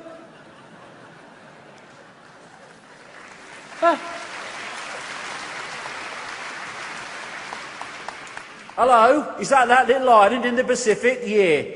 Do you want to be in yesterday or tomorrow? Oh, time's real. It's real. And like I say, the whole of society is based on time. We're controlled by time. We're enslaved by time. Much of the slavery is due to time. But there is no time. Oh, but David, there must be time, right? Because there's past and there's future. Oh, really? No. There is one now moment in which all exists. This struggles to understand that because it's locked into the illusion. Okay. When you're talking about the past, where are you when you're thinking about the past? Well, I'm in the now. Yeah, okay. Okay, when you're talking about the future, where are you? Well, I'm in the now. Yes. The future and the past are merely mental projections from the now. And we construct these sequences which we call time. It's not time, it's the perception of time. It's like a movie on a DVD. You put the DVD in the movie in the DVD rather, well, DVD movie in the DVD player, or what the bloody well it is. Anyway, you put it in there, and you play it. Now, after you've watched, say, 2 or 3 scenes, those scenes you've watched are now your past. The scene you're watching is your present, and the scenes you've yet to watch is your future. But the whole story is already on the disc, and your perception of past and future is dictated only by that part of the disc that the laser is reading at that moment, i.e. you are observing. William Blake, great English poet, writer, artist, said, "Hold infinity in the palm of your hand and eternity in an hour." There is no time. There is only the perception of time, and it's one of the greatest constructs of the illusion. And it's interesting because, again, talking about this for years, and very recently, the University College London did a study, and they came up with this concept of fluid time. And what they found was, when top sports people, like tennis players, are waiting for a serve, or someone in baseball is waiting for a pitch, or a footballer is waiting to react to something, they start decoding time in a different way. They decode it in a way that makes time to them pass slower. Because it's illusion, it's the way we decode it. Therefore, I went to Wimbledon once, the tennis, years ago when I was at the BBC. And I only watched one game, but I'm standing there and I'm watching this ball come across the net and I can't see it. It's like a blur at best, and there's this person going, boom, boom. I'm thinking, I can't see it, and he's hitting it down the line. Because this is where great sports people come from. They decode time in a different way. Therefore, we say of great footballers, they seem to have more time than anyone else because they're decoding it differently. Time is an illusion, and it's used to control us so powerfully. The body is a biological computer, and it allows us to experience this reality, but if that becomes the sense of who we are, we shut out that, and then big time we are open to control. We talk about a computer when it won't work and won't switch on. We say, my computer's dead. Well, when we die, we don't die. The computer ceases to function, and the true self goes on living its infinity. There is no death. And what do you do when your computer, oh, my computer's broken down, it won't work. What are you going to do? I'm going to get another computer. Reincarnation. So, then you have computers going into sleep mode. Well, so do we. Well, we tick over on very, very little energy, except me last night. I never slept a bloody wink. And then you have the antivirus systems in computers, which are seeking out threats to the operating system to give them a smack and stuff them out. We have a fantastically advanced one called the human immune system. And what happens when a new virus in the computer world comes and your antivirus technology is not used to it, it can get through and destroy the operating system. What happens when people like Europeans took smallpox to North America and the Native Americans, they went down like 9 pins because their antivirus, their immune system was not used to that. Same thing, just more advanced. The DNA is the human body computer's central processing unit, CPU, or rather hard drive. The brain is the CPU. It's the hard drive that holds the genetic blueprint. And therefore, when you have people, and there are some doctors that have studied this, I know one in particular has done a lot of research on it, they found that when people have had heart transplants, particularly heart transplants, funnily enough, but transplants of lungs and other organs, they have taken on not just the characteristics, personality-wise, of the donor, but also aptitudes and gifts, like suddenly they can paint well and they didn't before. And people are going, why? This is a mystery. No, it's not a mystery. What is downloaded from the donor to the receiver is information, which is now available to the receiving operating system and can influence the aptitudes, thoughts, and actions of that system. And this is the CPU, the brain, the central processing unit, which processes information, but the whole genetic system is processing information, and this, in its true power, is the biggest processor of information. And this is an enhanced picture taken at the Necker Hospital in Paris, where they put tracer dye into acupuncture points in, the acupuncture healing system. And I looked at that and I thought, that's a motherboard. And it's interesting because what's passing through these meridian lines is what the Chinese call qi. It goes back thousands of years. And what they found is when the qi energy passing through these lines is not moving at optimum speed, it's too fast or it's too slow, then there is manifest in that body a mental or emotional or physical dis-ease, disharmony.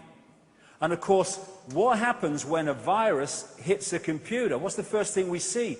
Hey, my computer's ever so slow today. Yes, because the information is not passing round to optimum, so the computer is malfunctioning. The information is not passing round the body to optimum, the body computer is malfunctioning, which we call dis-ease. And what acupuncture is doing with the needles and various other techniques is balancing this flow of qi, information, to restore that harmony.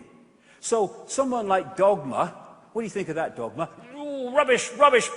How can you put a needle in a toe to cure a headache? It's ridiculous. Okay, let me just take you through that, darling.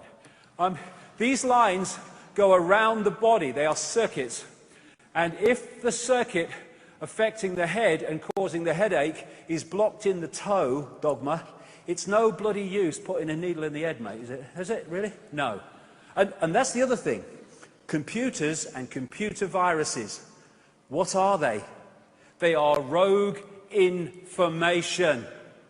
They are rogue information that distorts the information balance and harmony of the computer operating system and thus distort the way it operates. When it happens in human beings, we call that illness and disease. Distorted information. That is what this is. That's what this is. They are distorting the operating system, the human body, so it will not read reality in its true potential sharpness and clarity. Therefore, here, in the holographic world of the conscious mind, we see food additives, stuff in water like fluoride, and all the crap that goes in kids' sodas and sweets and candies and all that stuff. But if you take that down to its base state, these are all vibrational information fields of great distortion. And thus, they are distorting the information balance of the body, and that's how food additives and additives to water and all the other stuff cause mental, emotional, and physical dis-ease. And they're doing it on purpose. And they're doing it on purpose because they are freaking insane. And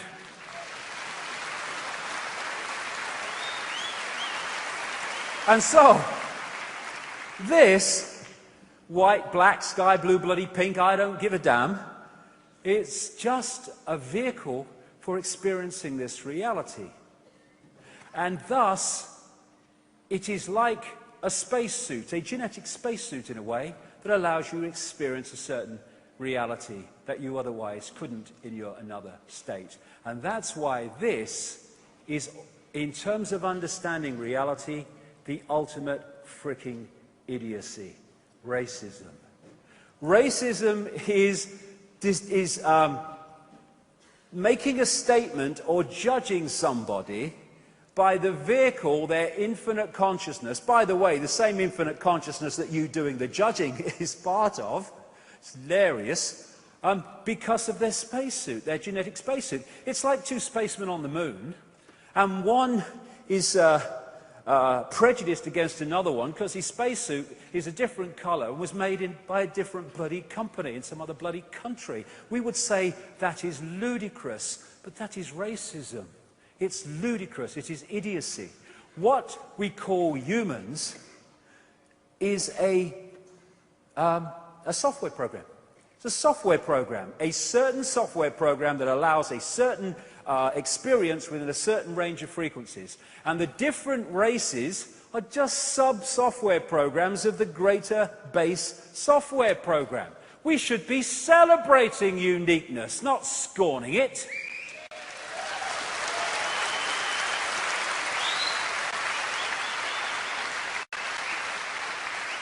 More the bloody merrier, I say. I've seen racial supremacists, and they're not all bloody white either. I'll tell you, you don't have to be white to be a racist. But I've seen racial supremacists, and I think if you're the bloody master race, I'd rather be like I am, thank you very much. Bloody hell. And DNA just turns out to be a software program. Of course it is, because it's part of the software program we call human. The San Francisco Chronicle did an article on DNA. It said DNA is a universal software code. From bacteria to humans, the basic instructions for life are written with the same language. You know, the difference in the codes, A, C, G, and T, my codes actually are quite unique. They're G and T, G and T, G and T. People watching around the world, that's gin and tonic, by the way. But A, C, G, and T, and how these four codes are in relation to each other decides what your outer form is. And the difference between a rat and a human in terms of the DNA coding is ludicrously small compared with the difference in the outer form. In fact, if you're a politician, it's even bloody closer, apparently. You know what I mean? Yeah. And DNA is something else. Brings us back to the cosmic internet. It is a receiver-transmitter of information. And if you know that, and the target population doesn't, my goodness me, the manipulation potential is just infinite. So DNA is a receiver-transmitter of information. Now, you would expect crystalline input into something that's a receiver-transmitter. It just turns out that the human body is massively crystalline. The membrane of every cell, and we have trillions of them, is a liquid crystal. The Earth is massively crystalline. Every grain of sand is a crystal. And they use crystalline rock at the big vortex points, the ancient adepts did, going way back, because they were points of receiving, transmitting information when they understood the greater self and the greater reality more than many people today. And DNA is crystalline. It is a receiver-transmitter. This is an article on DNA that I came across. From the characteristic form of this giant molecule, a wound double helix, the DNA represents an ideal electromagnetic antenna. On one end, it is elongated and thus a blade which can take up very well electrical pulses. On the other hand, seen from above, it has the form of a ring and thus is a very magnetical antenna.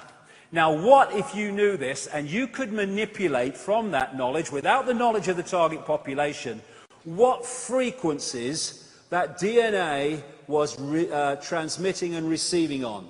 If you could dictate that, you would squeeze, brackets visible light, the perception range of the target population into a tiny band, which will be very relevant in part 2. So we have mind-body, which is the holographic body and the lower auric field, body-mind. And the mind energetic level and the greater self connects into the body through these vortex points, people call chakras, it's wheels of light in the Sanskrit language. And it connects into the body through the endocrine system of glands. Now, two very, very important glands in the endocrine system that take us beyond the illusion into the greater reality are the pineal gland and the pituitary gland, which are part of the system that has become known as the third eye. What a surprise that one of the major effects of fluoride in the water and in the toothpaste is to calcify the pineal gland and thus stop it functioning as a greater self connector with a greater reality. They want to hold us in the five senses. That's why all these things are targeted. And the people, you know, putting the stuff in, they haven't got a clue. It's just their job. Oh, I don't know, not to reason why. I'm talking about those that are dictating that it happens in the first place. So we're living a false identity. That's why we are enslaved. We think we're men and women. Well, we are. It's an experience. It's a nice experience to be a man, nice experience to be a woman. There's different experiences. That's fair enough.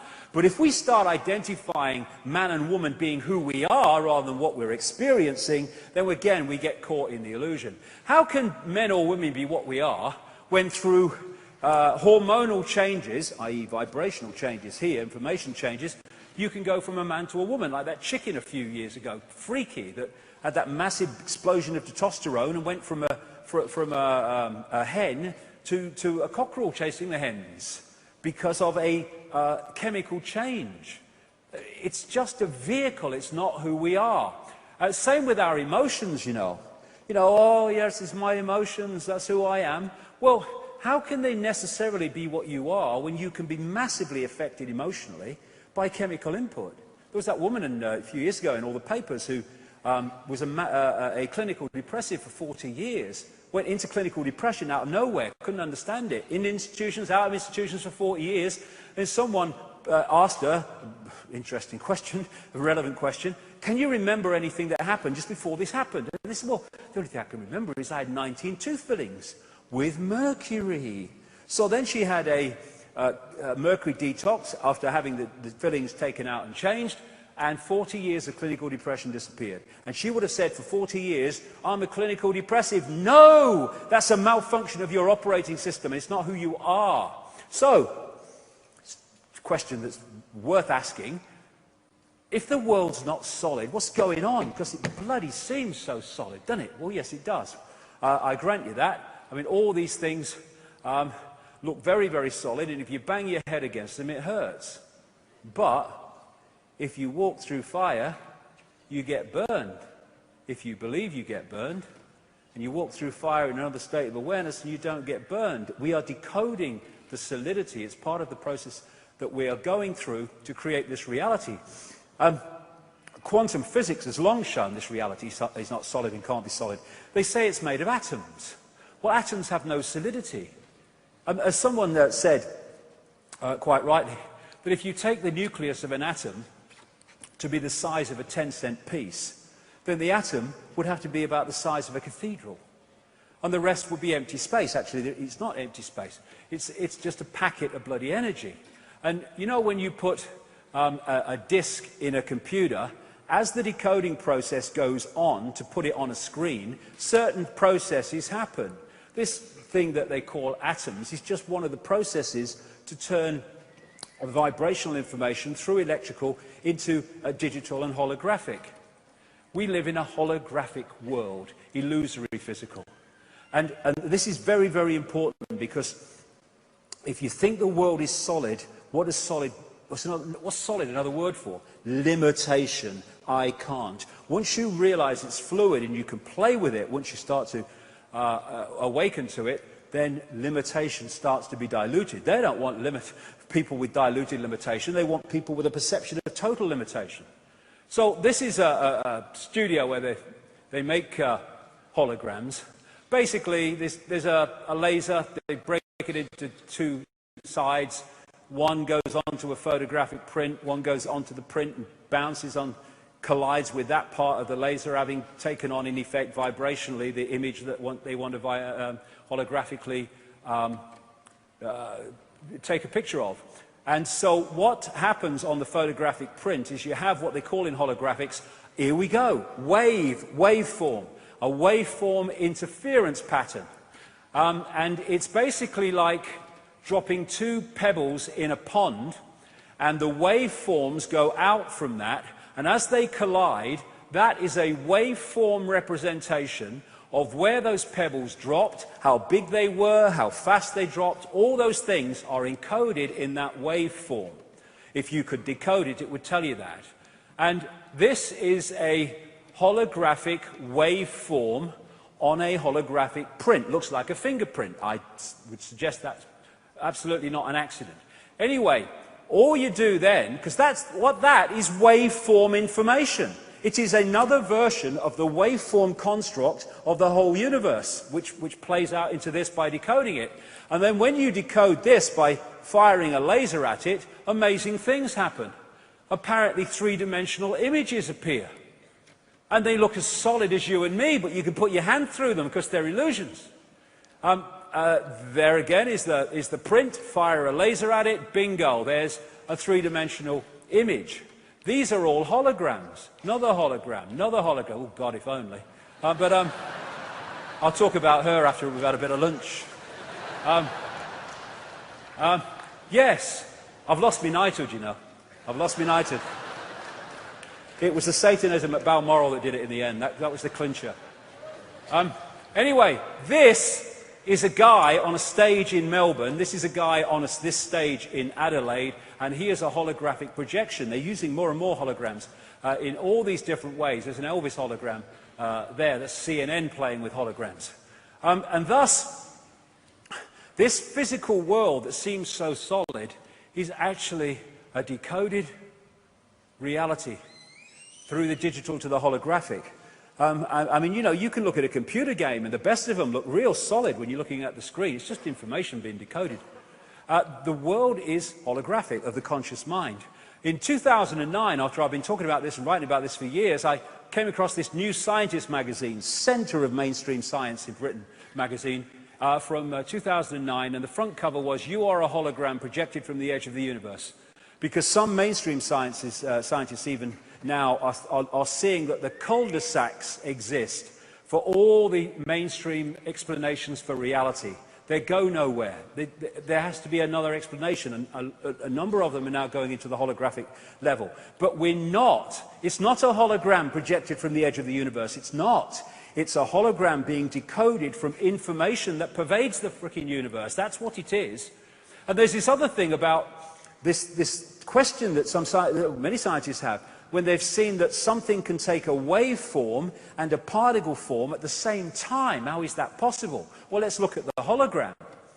When you have your holographic print, your information construct in waveform, and you decode it with the laser and it projects the three-dimensional illusory physical image, then you have the physical and you have the waveform at the same time.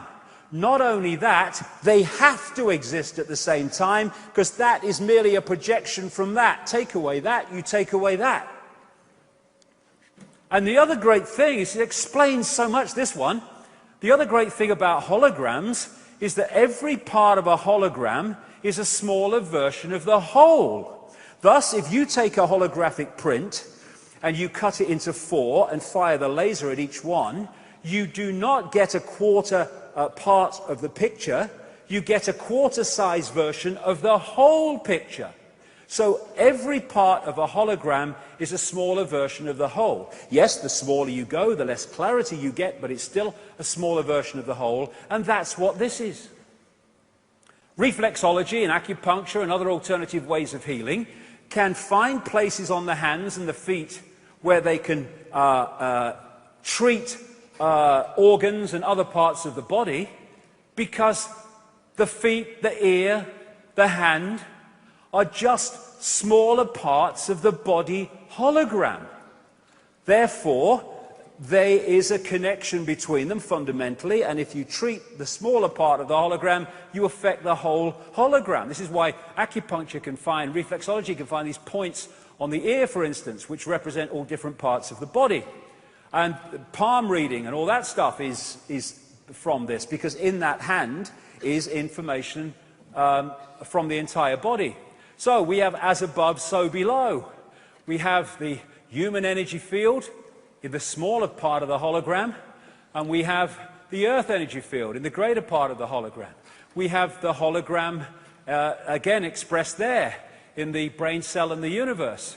And as William Blake, in a greater part of that poem, to see a world in a grain of sand and heaven in a wild flower, hold infinity in the palm of your hand and eternity in an hour.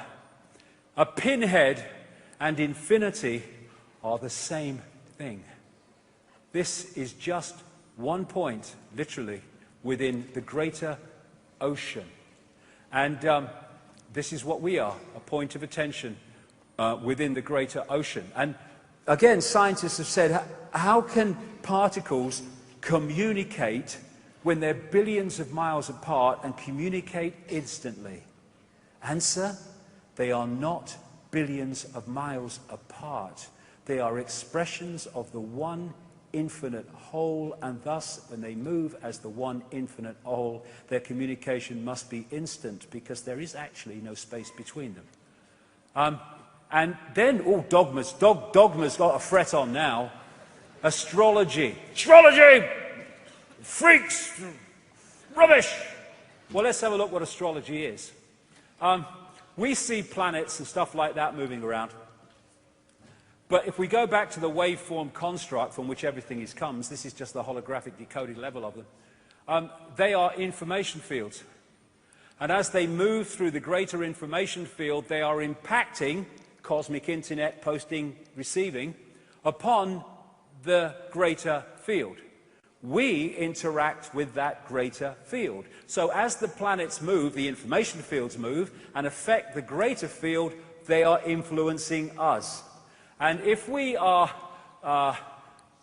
locked into a certain point in this cycle, then we take on a different expression of that universal field when we connect with it, what we call birth. Some people say, you know, when we are first created, and before the birth process happens.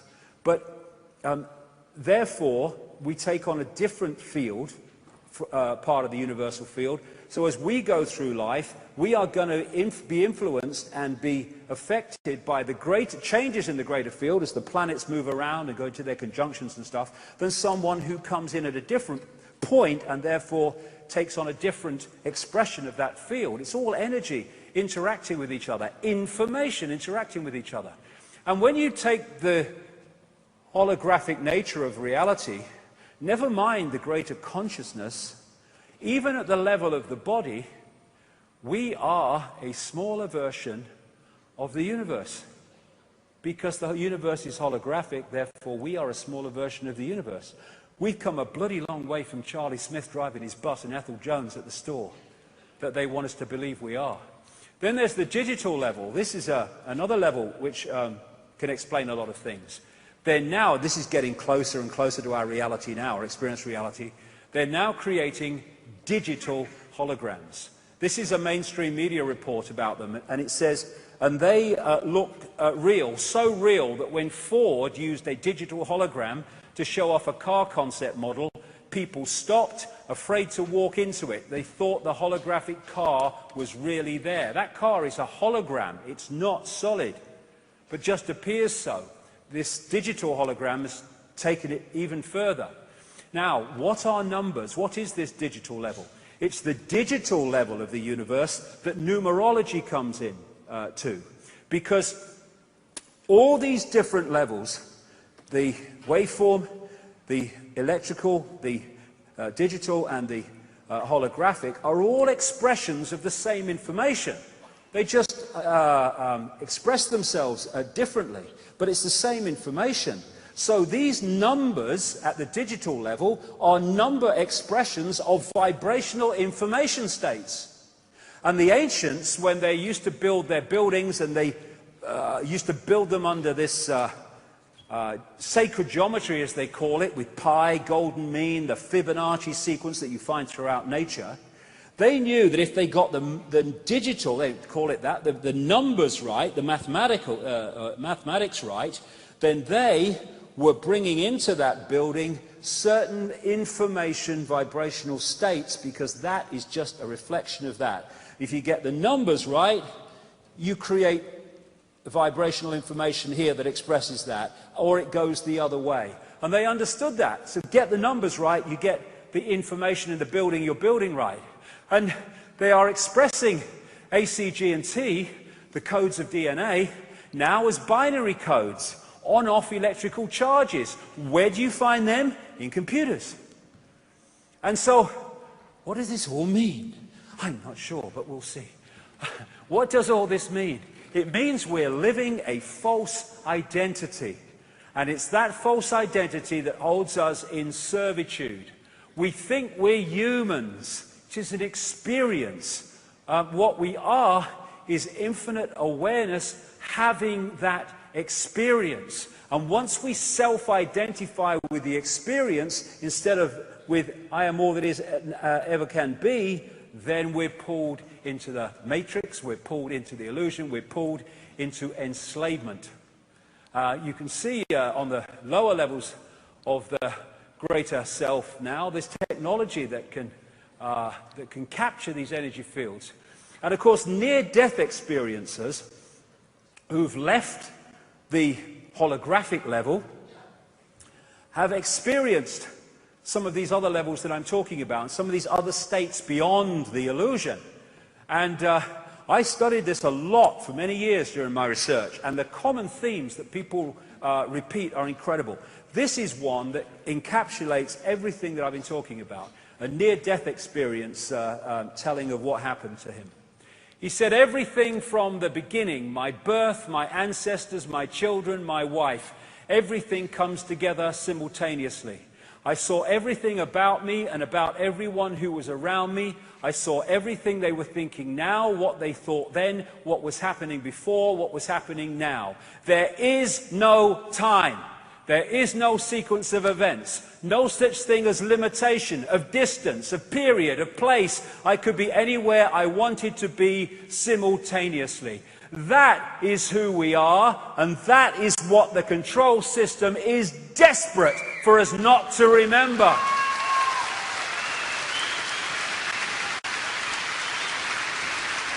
And when we get caught in the telescope, in the lens, we can get caught in the illusion of time and space. And massively involved in that are the two hemispheres of the brain. This is a big thing in terms of the way we're controlled and enslaved.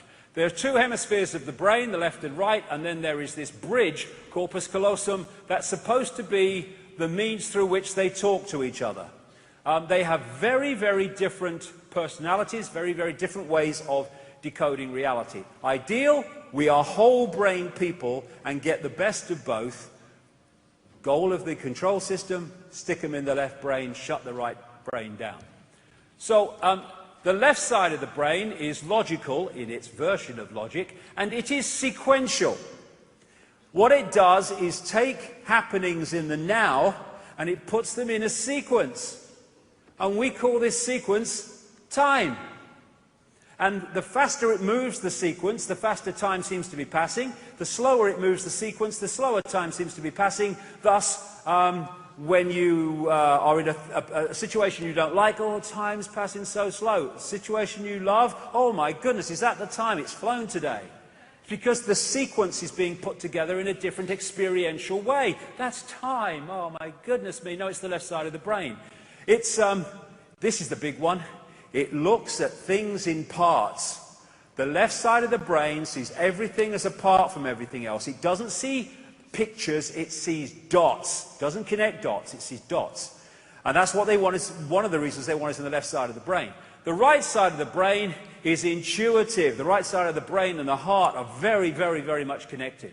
It is holistic, and it looks at wholes. It sees the connections between things. That's why they don't want right-brained people. And this is a Mercedes-Benz advertisement, fully enough, giving a symbolic feel for the two sides of the brain. This is the left side of the brain. Oh, I'm ever so boring. I love structure. I love hierarchy. I love lessons. Oh, exams. I love them. I love them. And this is this guy. Hey, chill, man. Chill, man. Hey, let's do a painting here. That's good. Oh, yes. What we want is both. Because you get people who are really right-brained and they can't function in this world. We need both. And this is a Neil Haig depiction of the two hemispheres of the brain. This is the structure. This is the hierarchy. This is the world that we live in. Because humanity and that which runs the institutions has been turned into prisoners of the left brain, that's why our society is a left-brain society. And it rewards left-brain people. You know, if you go to school and you take information into the left brain and you hold it and then you spew it out at exam time, you pass. Oh, he's ever so clever. No, he's got a good memory and his left brain is functioning very well. But you are a kid who's more whole-brained and looking at it from another perspective, and he'll look at this information, boom, boom, boom, and he'll whip it over there and he'll look at it and he'll go, it's a piece of shit. And then he's punished. He don't pass his exams. And he whips it over to the left brain under pressure. A lot of them do and conform because it's easier that way. And a lot of people don't. Hello, is that Mrs. Jones? Yeah, it's about Johnny. Is a problem. What's happening? He's asking questions and all want to do it. Oh my God, don't do that. You know, Gareth, I'm so proud of Gareth because he was singing for us today. Because he didn't mess about when he went to school. He didn't get C's. He didn't get D's.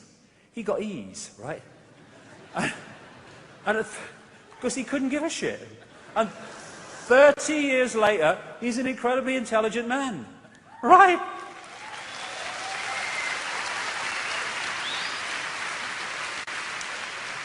And here's another Neil Haig depiction. What this system is set up to do, therefore, and what I've just described is part of it, is to firewall off the left side of the brain and keep right-brain people out.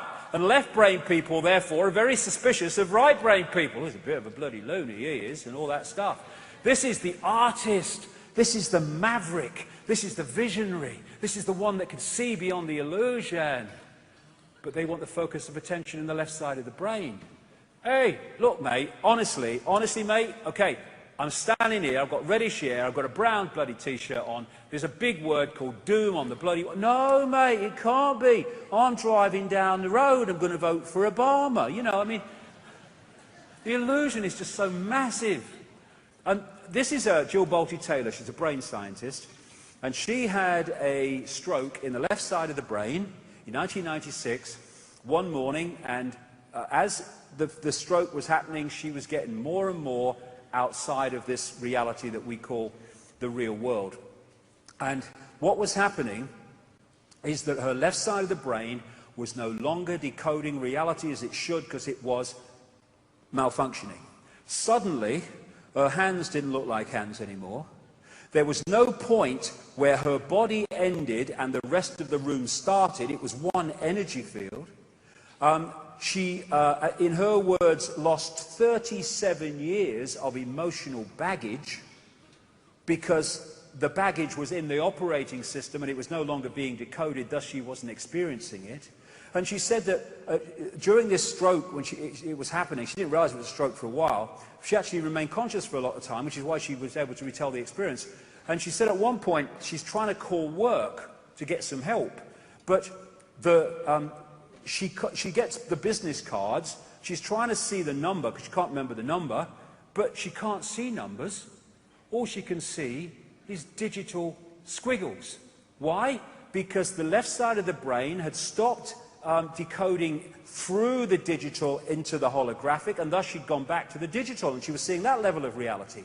And then she had waves of clarity every now and again, which allowed her to go forward. After 45 minutes, she managed to ring work.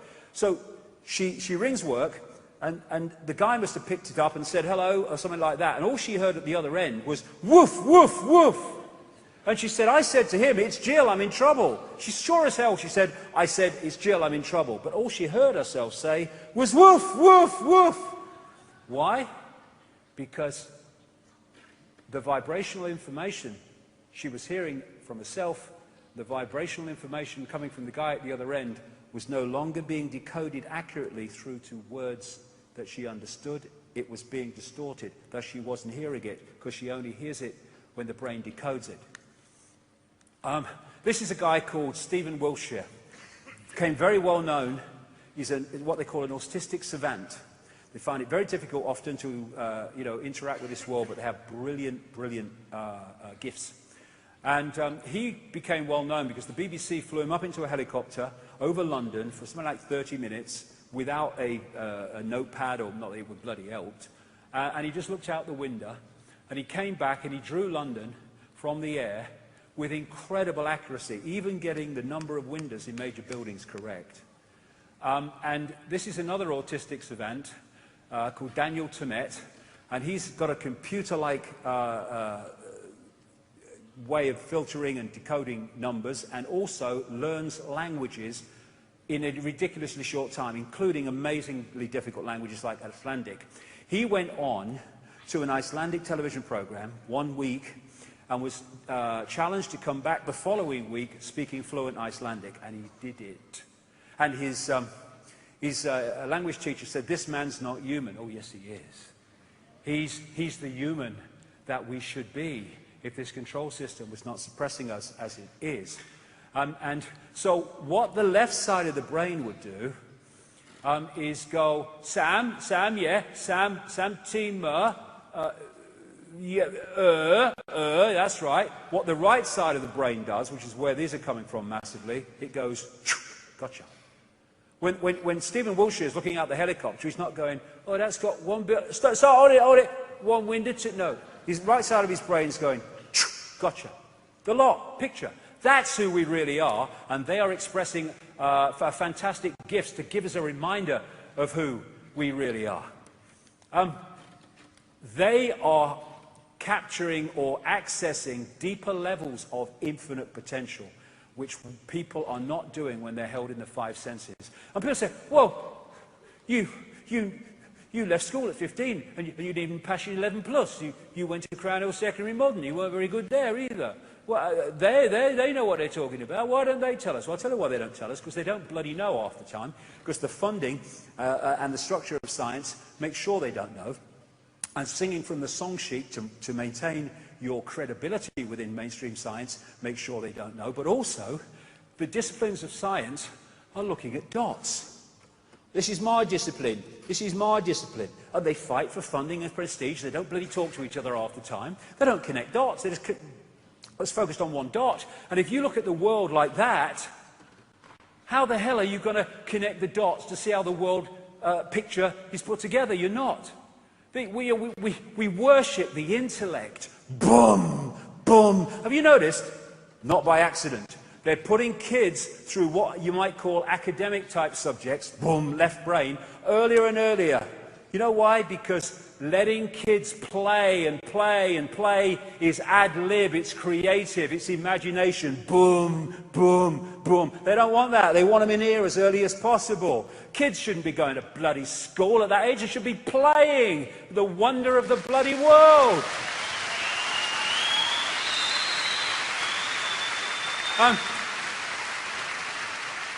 Compared with consciousness, compared with the heart innate intelligence, this is the village bloody idiot, but we worship it. This is the isolated intellect. That's why the world's bloody mad. This is what the isolated intellect does. It puts you in these minute little bubbles of awareness, consciousness or mind, all that is or little me. Free yourself, not just free your mind, free ourselves from mind and the diktats of mind. Blank sheet of paper. Okay, from this moment, all my preconceived idea got to earn its place on this piece of paper by information, evidence, insight. I'm not going to put anything on this paper because you, mother, father, you teacher, you scientist, you politician, you bloody journalist have told me I should. I'm deciding what goes on my piece of paper because I am a unique expression of all that is. And I'm not you, I am me. Open your mind, open your heart, get into this in a big way later. And when you open your heart and you open your mind, you access the universal field beyond the illusion, and bingo, massive insights and understandings come pouring in. Not because you're a chosen one, not because you're special, not because you are Jesus who's come to save the world, but because you just opened yourself to that which is available to anyone who wants to open themselves to it.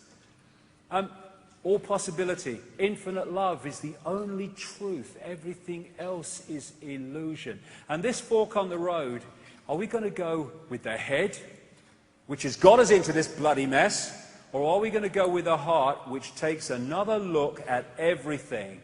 Or even better, are we going to bring them together so they work as one unit in unison and we get the best of both? Consciousness or clones, that's the fork on the road. And when we open ourselves to the greater awareness, we start to hear and dance to the music of the universe that is screaming at us, listen, dance. I can't hear, I can't dance, I've got to go to work, I've got to go to school. And John Milton said, those who danced were thought to be quite insane by those who could not hear the music. Those who are closed to the music, oh my God, it's so sad. They think you're crazy because you can hear what they can't hear, and thus you see and experience and behave in ways that they cannot understand. It's not that one is right or wrong, it's that one is coming from a different sense of reality. William Blake, if the doors of perception were cleansed, everything would be appear to man as it is, infinite.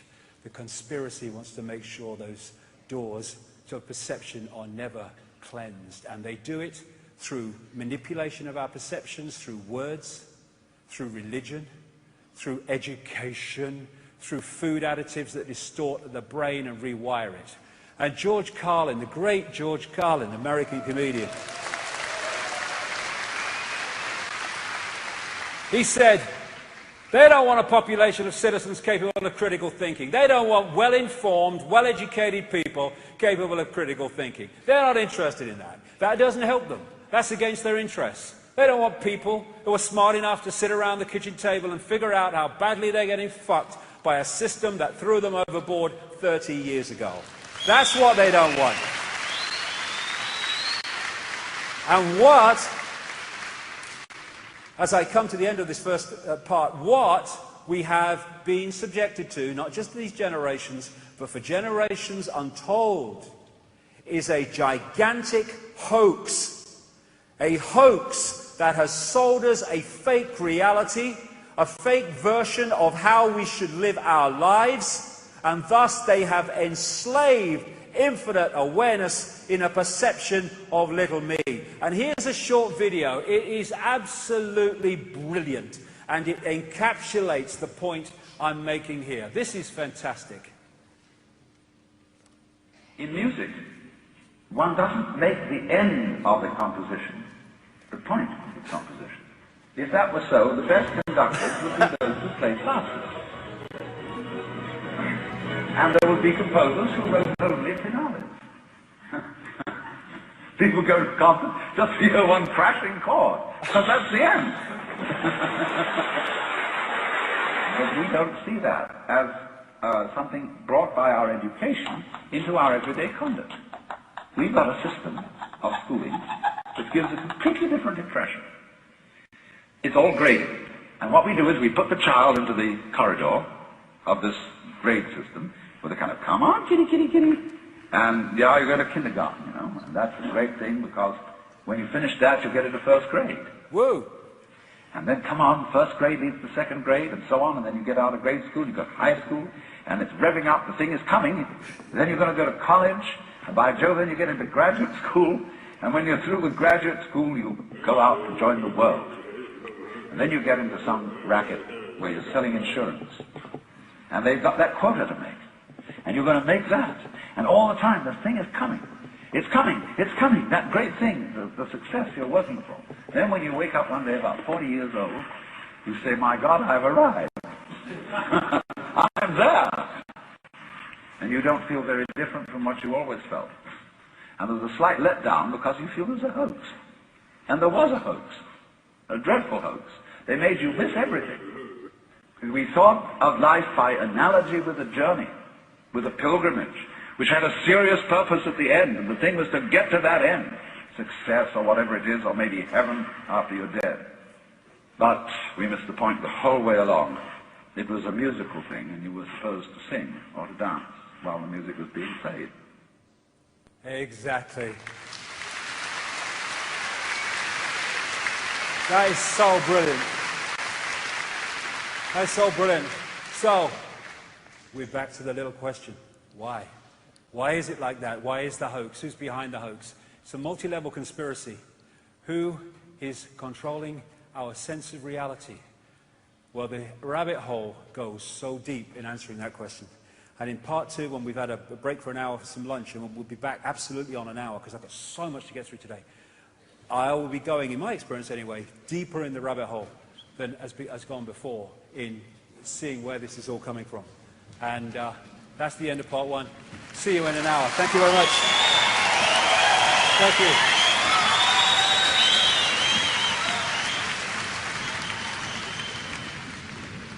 This break is for 1 hour. Please feel free to get food and drinks from the foyer during this time, but please remember the show will restart in precisely 1 hour.